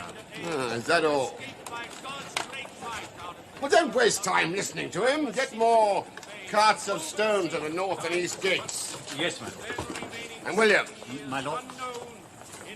We're not dealing with an army so much as a figment of the imagination. I don't expect any of my gates to yield before imaginary forces. Of course not, my lord. The king is on his way with 30,000 men. It is his wish to demonstrate his superior right over this impostor in person. 30,000? That's what I said. You don't have to repeat my words. So no one is to go out to fight this rabble beyond the gates. I want that clearly understood. They're to be left for his majesty. Very good, my lord. Well, they should have yielded. Why didn't they yield? The Earl of Devon is a loyal supporter of the usurper, my lord. And Exeter's a difficult place to attack with the river and all. Well, they should have yielded on demand. They should have recognized me for what I am. What instructions for tomorrow, my lord? I'll take Exeter. What will people think if I can't crush the first feeble resistance of my reign? They put up a good fight, my lord. Don't call me your lord, I'm your king. Yes, your majesty. Well, we shall renew the assault on the north and east gates at dawn. We've made a start. Sieges can't succeed in 2 hours. Our men fought bravely, Treseni, very bravely. How many did we lose? Well, not many. Something over 100.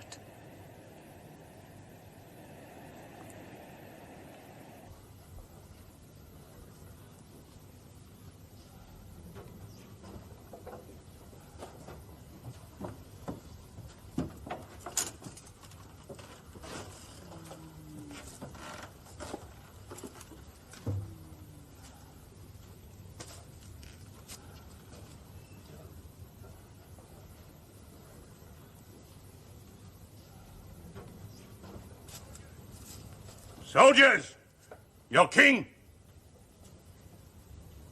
God bless your majesty. What is your name? Penrose, sir. And where are you from? St. Cadoc's. I'm Penrose, from St. Cadoc's. Oh. Do you know it, sir? No. It's just above Foy's, sir. Down on the water. A little creek. Very well sheltered. And good water. And good grazing. Is it? Oh, yes, sir. Ask anyone. It's a beautiful place. God knows if I'll see it again. Oh, please, God, you will.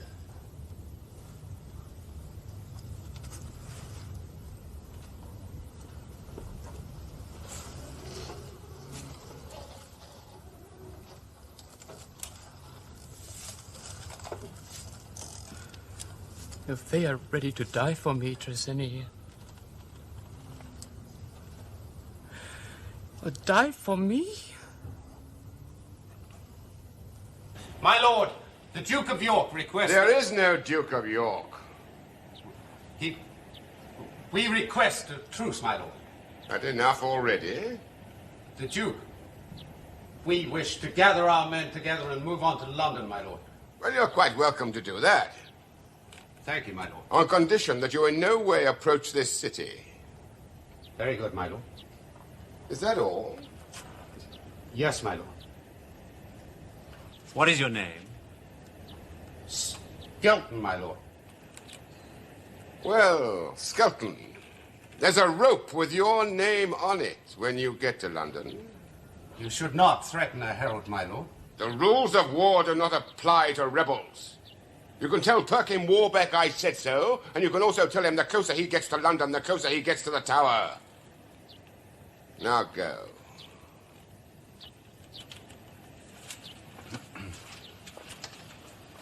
He gives up very easily. You'd almost think he wants to have it over and done with. My lord, we can have a battle at last. Lord Daubin is only 20 miles off. We need a good victory. We need to show them what we're made of. How many men does he have? About the same as us. It couldn't be better. Well, how many is that? Yesterday we had 8,000. How many today? Lord Daubeny is offering a free pardon to every man who will lay down his arms. We're losing the cowards, that's all. We should execute a few of them. That'll soon put a stop to it. No. Poor beggars, what arms have they got they can lay down? It was our not persisting at Exeter, my lord. That has led to a certain loss of confidence. I raised the siege to save their lives. Can they understand that? And I've advanced, haven't I? Haven't I? Isn't Taunton nearer London than Exeter? I think they would prefer a clear victory, my lord, even if they have to die for it. But why?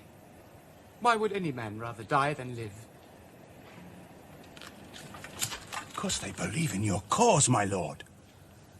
They know it's greater than they are. They are glad to die for you. I'm moved by their loyalty. Have it proclaimed, Treseni, that as soon as I'm king, I will coin my own money and distribute it amongst them. And that I will raise no more taxes. What they earn shall be theirs. I will not take it from them. And Treseni, tell them to be of good heart. I have a close understanding with many of the highest lords of the land. All will be well. It will soon be over, and God bless our undertaking. And the battle? What am I to say about that, my lord? Oh, tomorrow. I shall have to consult with those who know this piece of land. It's all bog and moorland and marsh. And the bridges have all been cut. We shall have to find ways round them, and I'll tell them I shall give my instructions at dawn. Very good, my lord. Oh, and Treseni, your Cornish, speak to them from your heart as I do to you. Tell them I love them.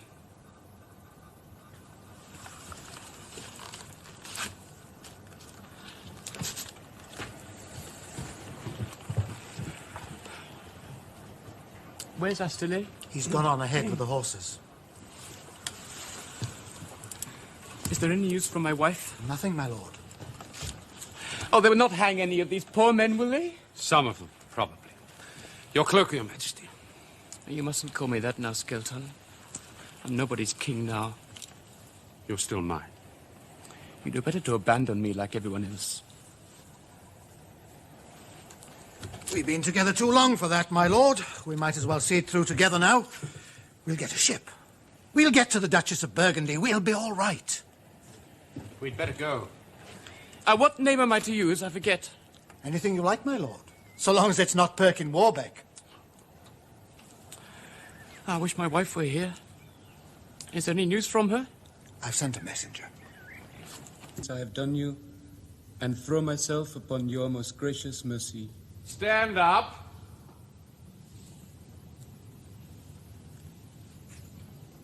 We have heard that you call yourself Richard, Duke of York. In this place are some who were companions of that lord when he was young. Look and see if you can recognize any of them. I know none of them. You have not looked. There's no need, Your Majesty. What have you to say? I don't know, Your Majesty. Who are you? Are you the Duke of York? No. No. Where were you born? I was born in Tournai, in Flanders. And who were your father and your mother? My father was John Warbeck, and my mother was Catherine de Faro. And you are? And I am Perkin Warbeck, their son. And what has been your life? I was in service with a merchant from Brittany called Prejean Minot, and he took me to Ireland, to Cork, to sell his clothes. And there they told me I was the son of the Duke of Clarence, and I swore I was not. Then they told me I was King Richard's bastard son, and I said no. Then they said they would make me King of England, and call me the Duke of York, King Edward's son. And I agreed. And it was not so. It was a lie from the beginning.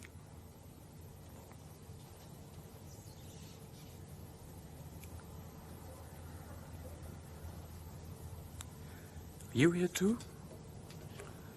Well, then everybody knows, no? Warbeck, you shall have your life under certain conditions. As your Majesty commands? You will live apart from your wife. She will live in safety and honor under the Queen's protection. You will live under mine. Lord Daubeny. Your Majesty. Go with Warbeck and his wife. Let them talk together. Do not intrude on them. But do not leave them alone.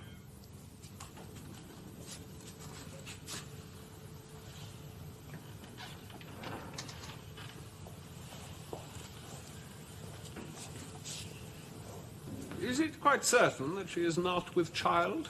Quite. Then let her remain so. This kingdom spawns enough pretenders without them spawning for themselves. And Devon. Your Majesty.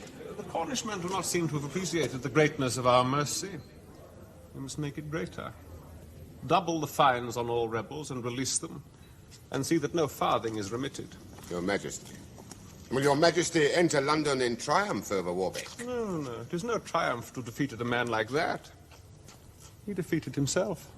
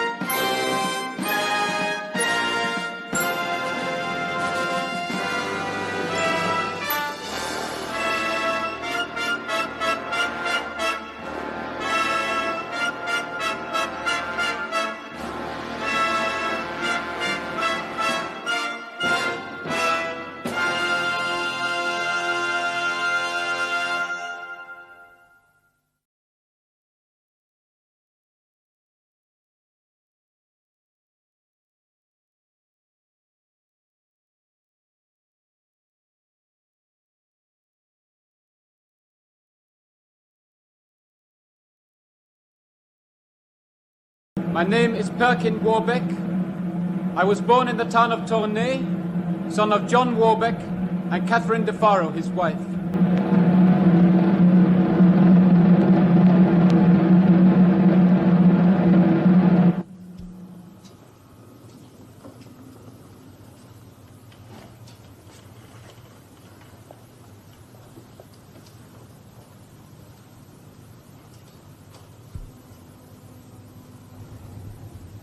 Lady Catherine Gordon?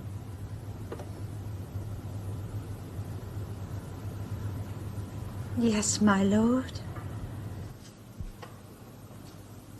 Catherine.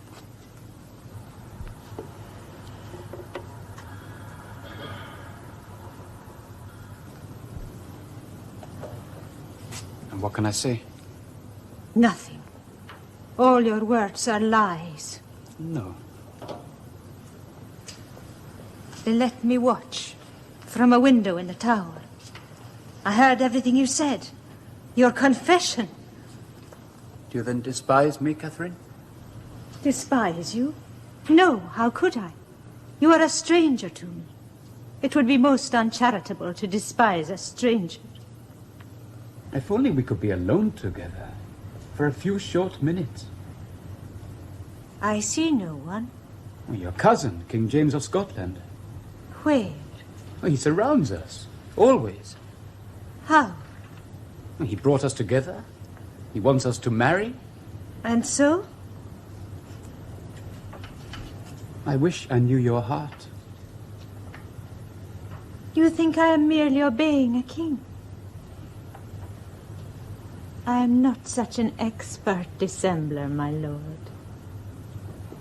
It was none of my doing, Catherine. Then who is to blame? The King of France, Spain, Margaret of Burgundy? I was thrust forward, much against my will. And lied and deceived? But not to you. Yes, to me most of all. How can you say that when I love you still? Who loves me? I swear I love Richard of York or Perkin Warbeck? Why should it matter? Can you not tell? It's only a name. 500 men died at Exeter alone. They died for Richard of York. It was not more than 50. 500 were counted dead upon the ground. Oh, don't talk of these matters, Catherine. They're beyond your concern. Truth is my concern. Then be assured I love you. In truth and forever.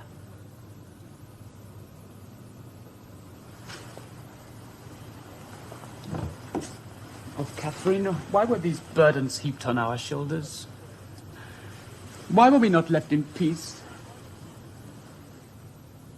Never before. Never.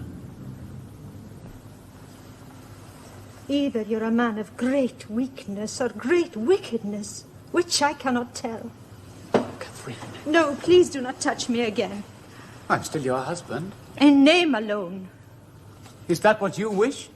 It is what King Henry wishes. We may speak together, but not lie together. Ah, well, he fears me. Henry Tudor fears me. What do you mean? He fears a child. A continuance of my claim. But you have confessed. Words, that is all. Easily spoken, easily denied. Trust me, Catherine. I shall find a way. No king of England shall keep us apart.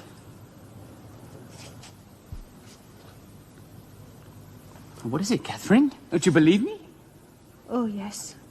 Now, I will bribe the guards, and they will admit you to my chamber. Then, my dearest Catherine, we shall have a son. Edward. Yes, Edward. A lusty son. A child of my deep love and your sweet body. If I bore you a child, I would pray that it were born dead. Catherine. This world has rogues enough. One day he might be king. He might very possibly. Oh, Richard. There, I knew it. You love me still. Pity, not love. Pity? You are a victim of your own deceit, and that is a most pitiable circumstance. No, I will escape. There are plans. I shall be free. You will never be free of your lies and false dealings.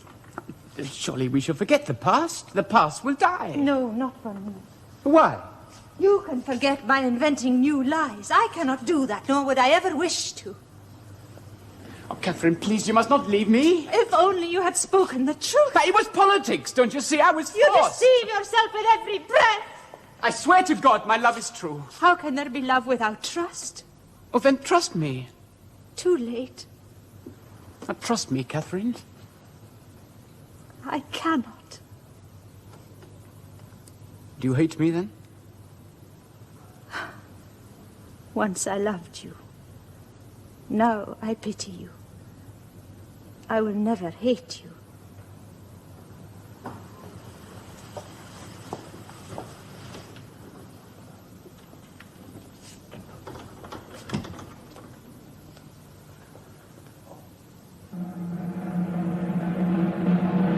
Grievously and wickedly have I sinned.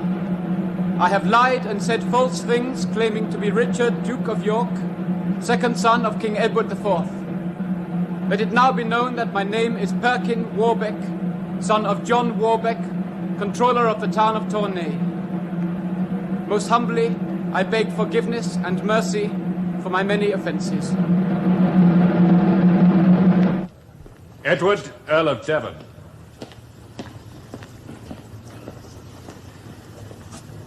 Your Majesty. We're glad to see you, Devon. You're welcome to court. Thank you, sir. Is your family well? We're all in excellent health, sir. Thank you. Good. I'm told that you have heard the French lad's confession. This morning, sir, in Cheapside. He does it well, does he not? Speaks loudly and with much conviction. Much apparent conviction. The people believe that he is Perkin Warbeck and not the Duke of York. No more is necessary. My lord, there are some who think you behave too leniently with this traitor. Some. And are you of that number, Devon? Yes, my lord, I am. You would prefer to see him dead? He marched against you in open rebellion. Your subjects, your loyal subjects, were killed. I know, I know. And now he lodges like an honored guest. No bars, no jailer. Not true. He's watched night and morn. Even so, my lord, and with respect, it is not enough. We think it's sufficient. The city of Exeter is full of mourners. Wives newly widowed, mothers robbed of sons, brother of brother, and all because of this one man. That is Exeter. This is London. And your meaning? The passions of grief do not necessarily dictate the best policies. To put him to death will be to imply that I fear him, that I recognize him as a potent threat to my crown. Far better to let him live, discredited and disgraced. There can be no glory for him in that. These 10 years have changed you. Are you surprised? Yes, to be frank. You're not the same man you were on Bosworth Field. Bosworth is 12 years ago, not 10. Then you had passion, now you're cold. Well, I was 12 years younger. Yeah. But you know that what I say is true. Do I? Why else would you parry words like this? Yes, perhaps you're right. Oh, pity the man cursed with perceptive friends. Then you admit that you've changed. I must appear to have changed, that is all. My lord. When Warbeck was brought to me at Taunton, I wanted to strike him. But this I considered would be foolish, unthinking. And a wise king should avoid foolish acts. The people would have loved you for it. Ah, yes, no doubt.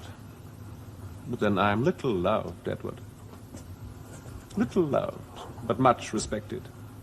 If the people knew you as I know you, then they would love you. You withhold too much. You should show yourself a man, as well as a monarch. Only a great king dare betray his weaknesses and act from instinct and caprice. Only he dare let his passions rule his judgment. That is what makes a great king great. I've learned to recognize my limitations. Oh, come on, don't play the courtier, Edward, when you know I'm speaking the truth. I may not be great, but I am secure. What I have achieved, I've achieved through careful consideration and much thought. Like a dull fortress with thick walls, I would withstand a long siege. Oh, the louder they jeer at me, the more hopeful I become. Will take but one turn of fortune to change their jeers into cheers. Jeers into cheers. Yes, my lord. What's more, Henry Tudor knows it. He's frightened, John. He knows that if I were executed, the whole of England would rise up against him. Why else would he have spared me thus? Higher, John, higher. A man who fears like Henry Tudor, he's already halfway to defeat. Yes, my lord. Ah, poor blind John. Yes, my lord, he says. Yes, my lord, while I talk and talk and talk. Yes, my lord. When I have won his throne, I shall put out his eyes. I shall say to him, for John.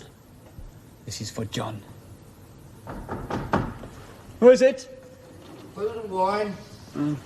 The door is unlocked.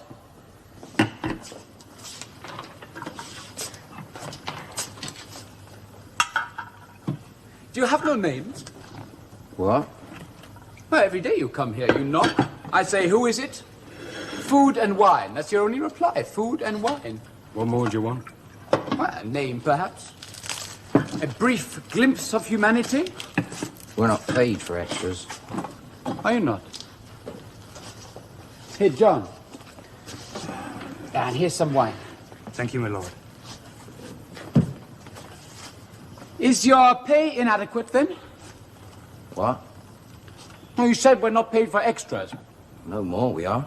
And from which I conclude that you're not paid enough. Who is, yeah. Of course, if you enjoy your work, then money is unimportant, I suppose. Enjoy it? You think we enjoy it? Well, don't you? Would you? Oh, no, but... What? Well, if I didn't like my work, I'd do something about it. Easier said than done. Well, that depends. How do you mean? I am no ordinary prisoner. We guessed. Shut up. So, I don't have money here, but I can get some. how much? 50 sovereigns? 60? Maybe more.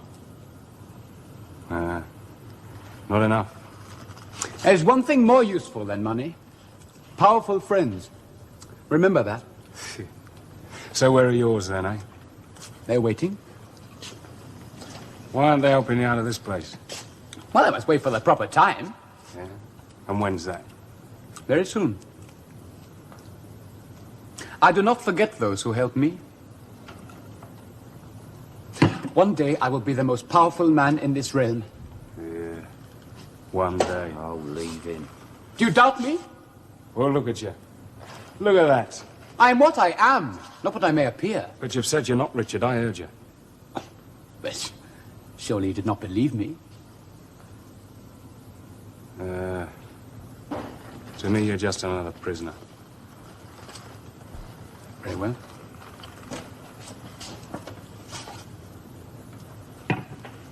Look, we'd need more than 50 sovereigns, wouldn't we? What? We'd need more than that. You don't mean you... You wouldn't let him go? Why not? But we can't. Who's to know? Everyone will know. Everyone. A door left unlocked by mistake. Nothing they can prove. They might. Not a chance. 50 sovereigns. A peace. We'll do it for that.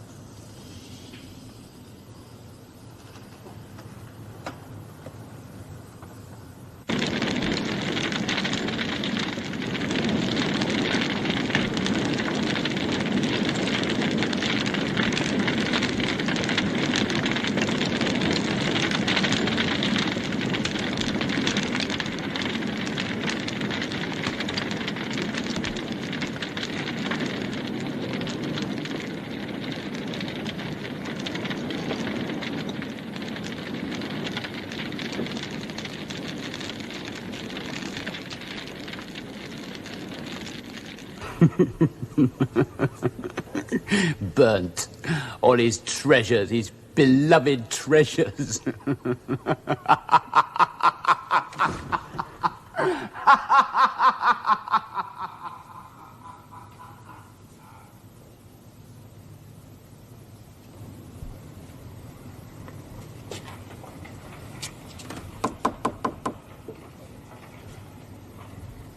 My lord, Oh, please don't get up.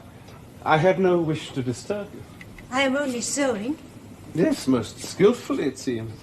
Thank you. Yes, yes. Most skillfully. I was sorry to hear that so many of your tapestries had been destroyed in the fire. Yes, many fine things. Tapestries, books, furniture. The Palace of Sheen is no more. Is nothing left? A few charred timbers and some blackened stones, little else. I had much affection for that place. Too much, perhaps. Why too much? Is it not foolish to become overly fond of things, places, man-made objects which can burn away and leave nothing behind? Men themselves can disappear, die, or change beyond all recognition. If you are afraid of loss, then it is better not to love at all. That is a sad philosophy, Lady Catherine. Perhaps all loving ends in sadness. Therefore one needs a sad philosophy. Will you rebuild the palace? I think so. One should always rebuild, no matter what the risk of further loss. That way lies hope. Yeah. Listen to that bird. It's hard December, and still she sings. A thrush. Aye. And through her we look forward to spring, rebirth, and trees full of blossom. We are too melancholy, Lady Catherine. Let us learn from nature, for in nature there's always hope. I am not without hope, my lord, nor without gladness in my heart. Then I am content. For a few short months, I loved a man with all my soul. To me, that man is now dead. And like most widows, I rejoice in the happiness that once I knew, regretting nothing, for there is nothing to regret. Save the passage of time.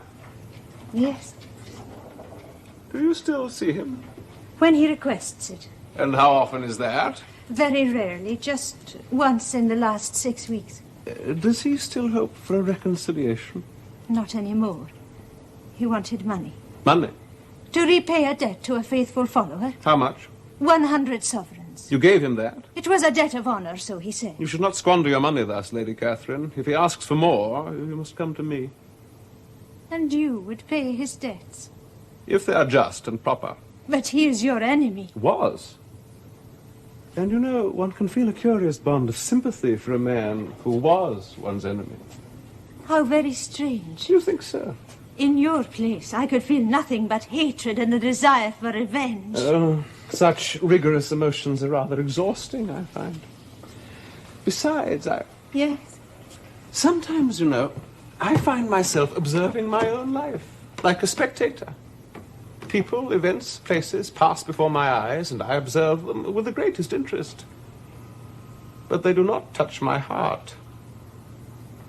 Thus I am able to pardon enemies, forgive misdeeds, and to rule with a gentle detachment. I fear I'm often thought to be cold and unapproachable, but this is not so. There is a distance between the crown and me. Perhaps because I'm still amazed at having achieved this high estate. You are a good man, my lord. And you? A good lady, much misused. This has been a most pleasant conversation. Please regard me as your friend, Lady Catherine. My lord, there is, I suppose, no chance that he might be what he says. The Duke of York, King Richard IV. He is a false pretender, and there is no substance in his claim. A liar. A weak man, cruelly misled. Some say his mother is Margaret of Burgundy. Yes, I've heard that rumor. Bastard son of Margaret and the Bishop of Cambrai. Could it be true? It could, but it seems very unlikely. He said Margaret promised him armed support. Like many others, she was deceived. Then he is plain Perkin Warbeck. I have no reason to think otherwise. And yet, he was so like a prince.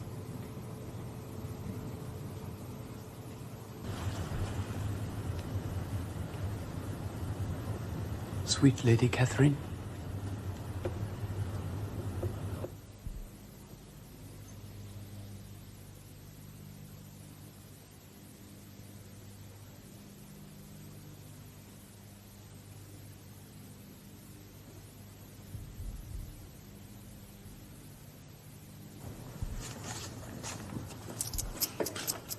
$100 gold sovereigns, 50 apiece. That's your price.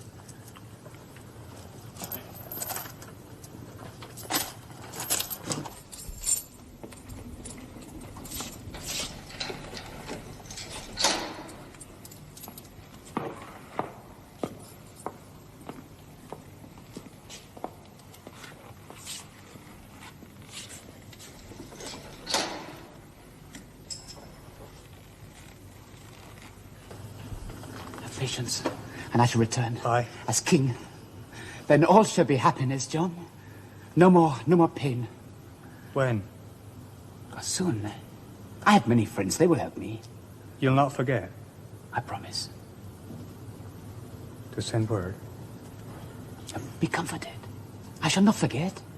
It is time. Very well.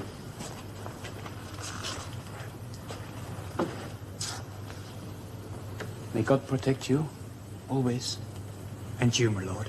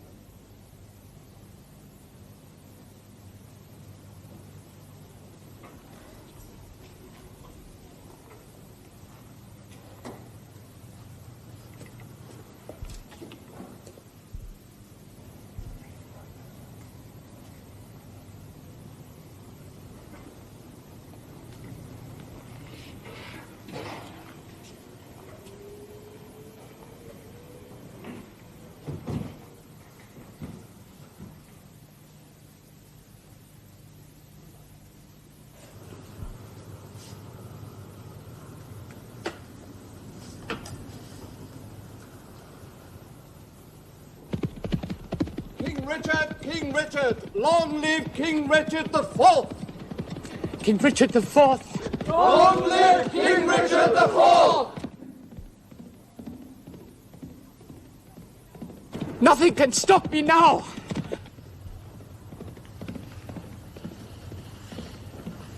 Your Majesty, I confess to the many grievous injuries I have done you, and throw myself upon your most gracious mercy. Nothing!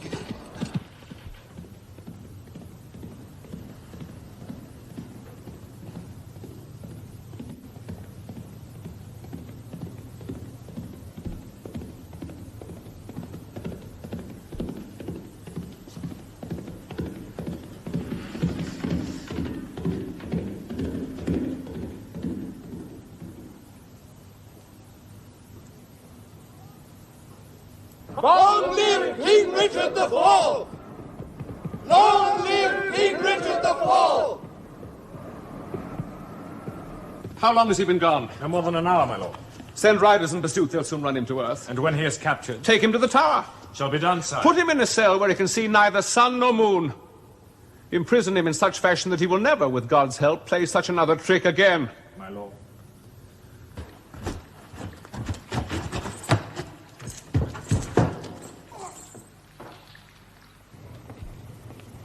His Lordship, the Bishop of Cambrai.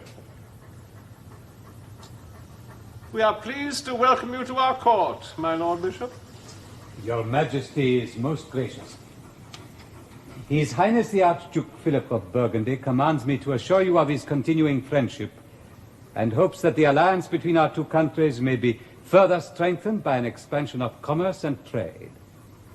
His Highness deeply regrets the various disagreements that have arisen during recent years and was deeply disappointed when the conference at Bruges failed to produce a lasting settlement. I am therefore instructed to seek agreements upon import duties and to discuss means whereby English merchants may resume trade with Antwerp and the Brabant. We share the Archduke's desire for an expansion of trade, my Lord Bishop. May your present mission be rewarded with a lasting settlement between the merchants of your country and ours.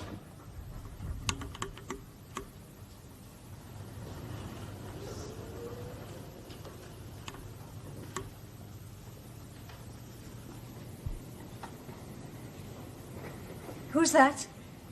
Who's there? Madam.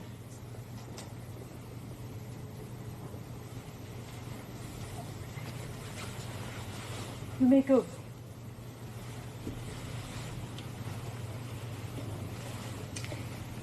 The king thinks very highly of you, Lady Catherine.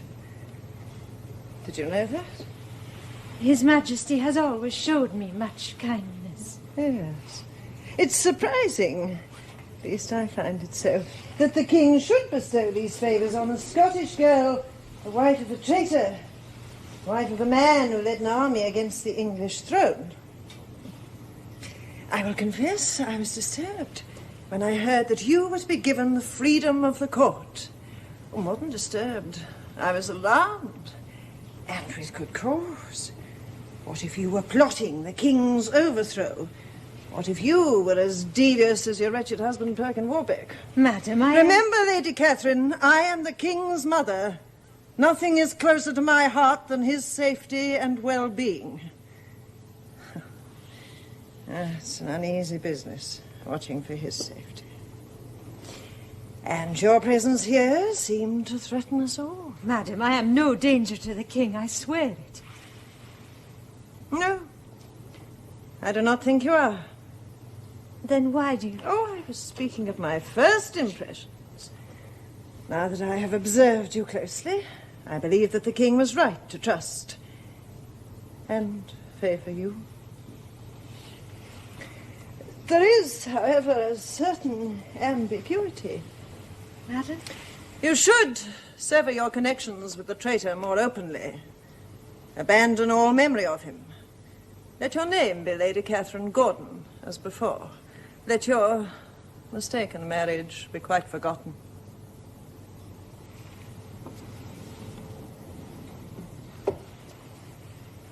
The fact that you may still love him is a sadness that will quickly fade.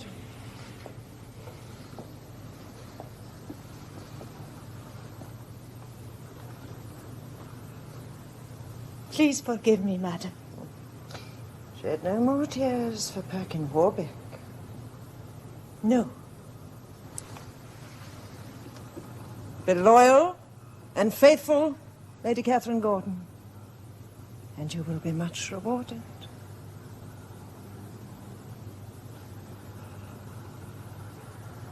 Madam?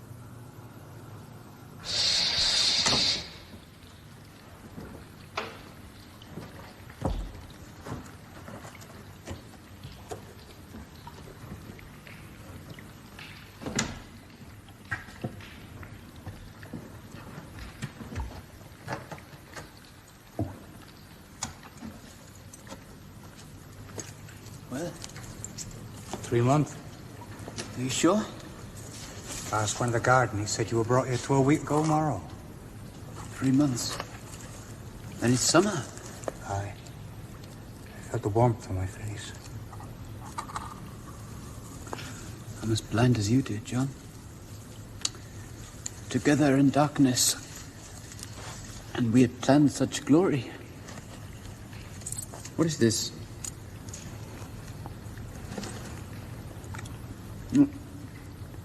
What the rats refused, they feed to us.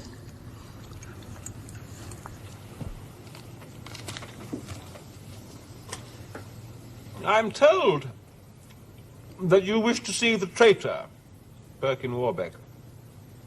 If you have no objections, my lord. And how could I object? He's an old friend of yours, after all. I would hesitate to contradict the king. An old acquaintance, then, if you prefer it. Yes, that is a more comfortable phrase, sir. Friendship suggests an emotional involvement, a fondness. He was too arrogant and too unreliable. The Dowager Duchess presumably thought otherwise.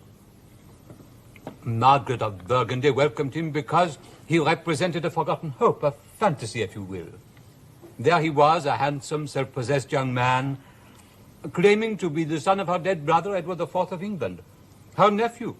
Her womanly heart was stirred. And she believed? Indeed she did. And you? It was possible. The young man had already convinced the King of France, and Charles is not easily deceived. Besides, there is a distinct resemblance between Perkin Warbeck and his supposed father, Edward IV. And so he was acclaimed? Scarcely that, my lord. He was recognized. Did you ever believe that he would seize our throne? Personally, my lord, I did not. But others? No, others, yes. Remember, sir, he had already been recognized by France, Denmark, Saxony, and Scotland. Potentially, he was in a very strong position. Yes. Why, then, did you disbelieve his claim? For one thing, my long experience in government and diplomacy has sharpened my judgment. I have an instinct which is rarely at fault. This instinct told me he was lying. Is that all? Not entirely. Like all accomplished liars, he carried the deception too far. This story he told of being delivered to a gentleman who had orders to kill him, but then took pity and who had preserved and cherished him, this story seemed too familiar. Familiar? It is boyhood's common dream, surely. To be discovered as the long-lost prince and raised from poverty to a throne by some enchanted benefactor. The young man allowed his imagination to wander too far from probability. And yet you still wish to see him. Oh, does that surprise you, my lord? I can think of no good reason why you should. I am curious to see what is left when the pretense is stripped away. Little more than a child, frightened of the dark, and clinging to a boy for comfort and love. A boy? Well, well. I thought the marriage would fail. Would you like to see him now?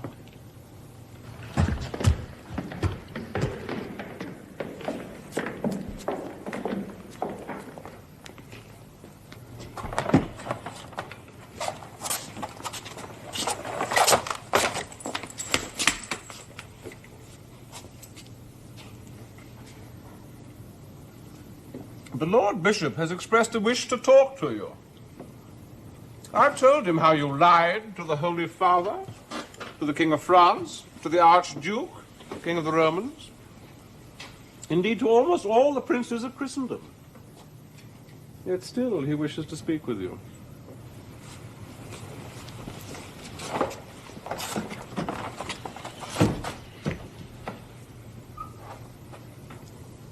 And so, you deceived us all. Well, Henry Tudor would have you think so.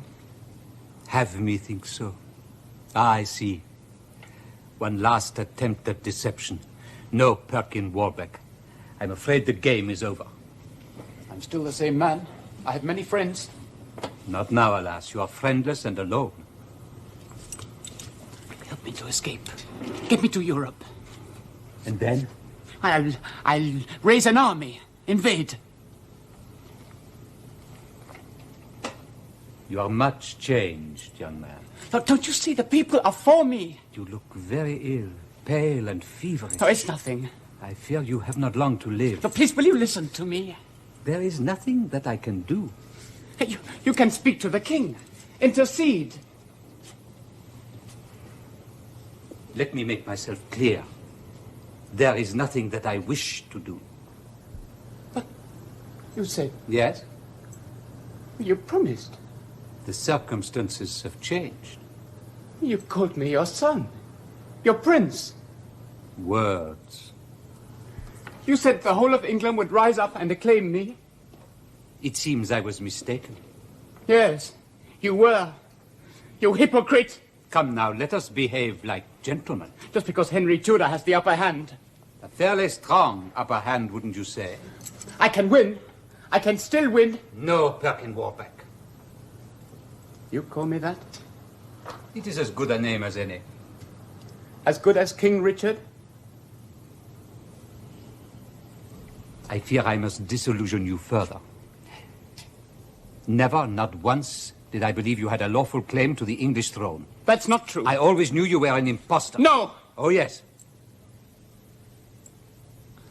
Then why? Surely that is obvious.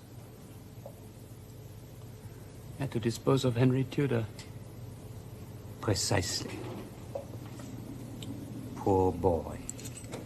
The game could have gone your way. Indeed, it very nearly did.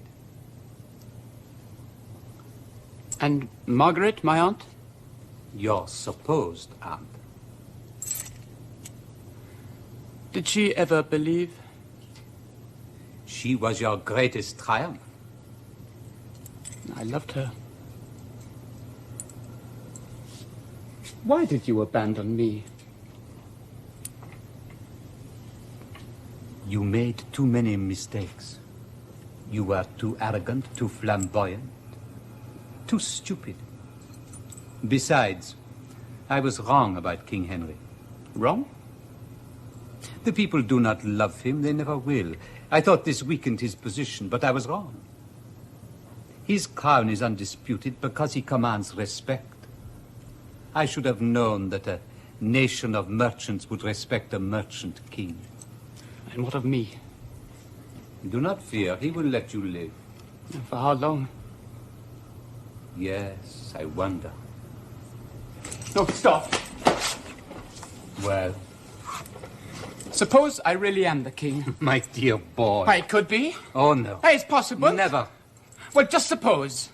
Margaret of Burgundy recognized me after all. You think so? Oh, yes. And Charles, Philip, Maximilian? You are Perkin Warbeck of Tournai. Everyone knows that. Everyone? You were clever, you were shrewd, you learnt your lesson well. Well, Henry Tudor still fears me. He still does. That I would dispute. But there's a chance, you must admit. If there is, it is too remote to consider. Live out your days in peace. Say your prayers, confess your sins, and may the Lord have mercy on your soul. I send my love to my aunt, Margaret of Burgundy. You may remove him. I have finished.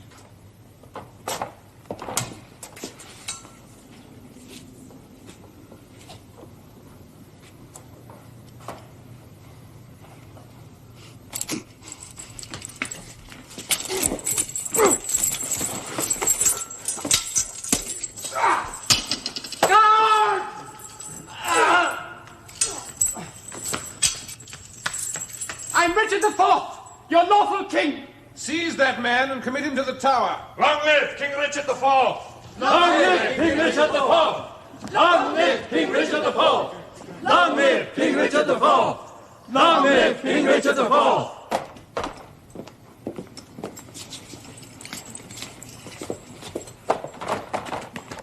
He is, I think, confused in his mind. Most probably. An affliction of the spirit, possession. Possession? Of a sort. Is that possible? Oh, yes.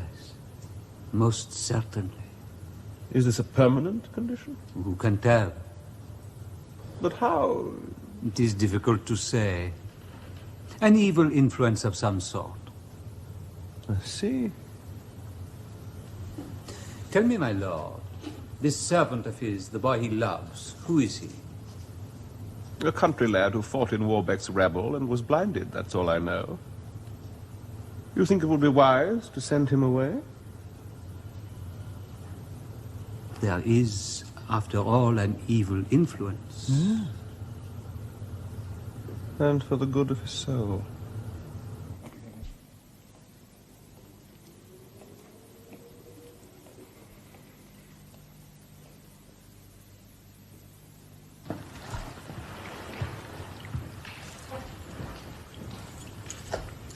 Richard? Her name is Perkin Warbeck. A sorry sight, is it not? You are ill. With grief, lady, and sorrow and sadness.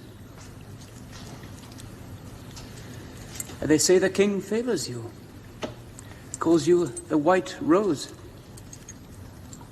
Good. I'm glad. Glad? Well, that people love you, that you are happy. I am leaving court for a while. I shall never see you again. I am to become a member of the Queen's household when I return. I have given up the title that you gave me. I am Lady Catherine Gordon again. You have no wife. I'm sorry. Do not weep for me, my lady. It is right you should do these things. Right and proper. I was sorry that they sent the boy away. Yes. He came to me. John? Yes? What did he want? He was frightened, alone. I gave him money. Money? What else could I do? Oh, yes, nothing. Thank you for being kind. Richard, listen. Perhaps I can help. Help? The king does favor me. If I asked him to send you somewhere else, away from here... Oh, no, Catherine. I'm sure he would agree. No. Why not? No. But I want... No, you must not beg for me. Besides, I'm content. Here? I can think of no lodgings more suitable to my taste. How can that be? My own kingdom at last. No light, no air, nothing. All the better. The imagination is free to wander. There are no distractions. Oh, Richard. You must not pity me. How can I prevent myself? Let me tell you. What? The 100 gold sovereigns you gave me. The debt of honor, you remember? Yes. It was to bribe the guards for my escape. There was no debt of honor. Again, I lied to you. How can you sensibly pity a liar and a cheat? Why do you do it? There is no need. You are loved. People love you. Once, perhaps. Yes, once. Love you? I love you.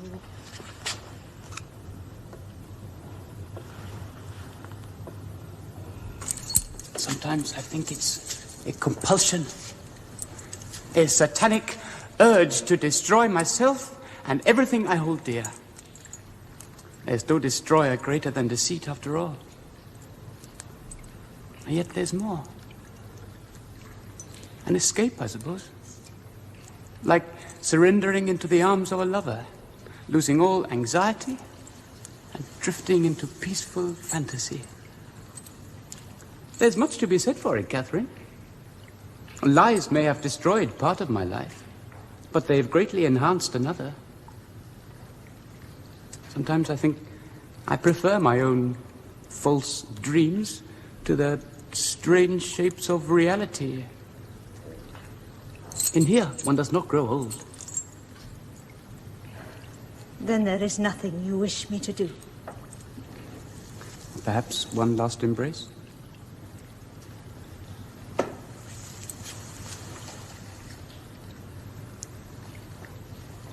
I loved you very dearly, Catherine. More than the boy? Oh, you are strong. He's weak. I see. It was an honest answer. A lie would have been easier. Then give me one more honest answer before I leave. If I can. Are you Perkin Warbeck? Or Richard of York? I've been both in my time, lady.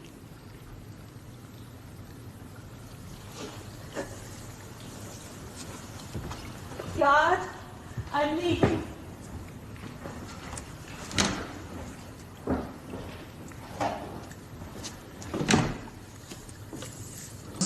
And Lord of Ireland.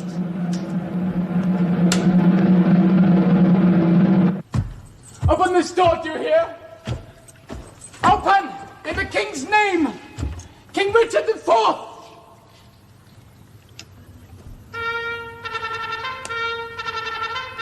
King Richard IV.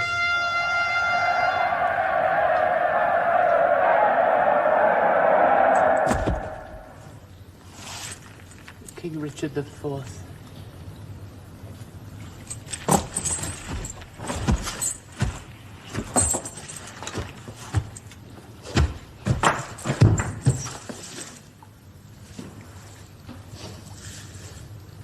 Oh, God.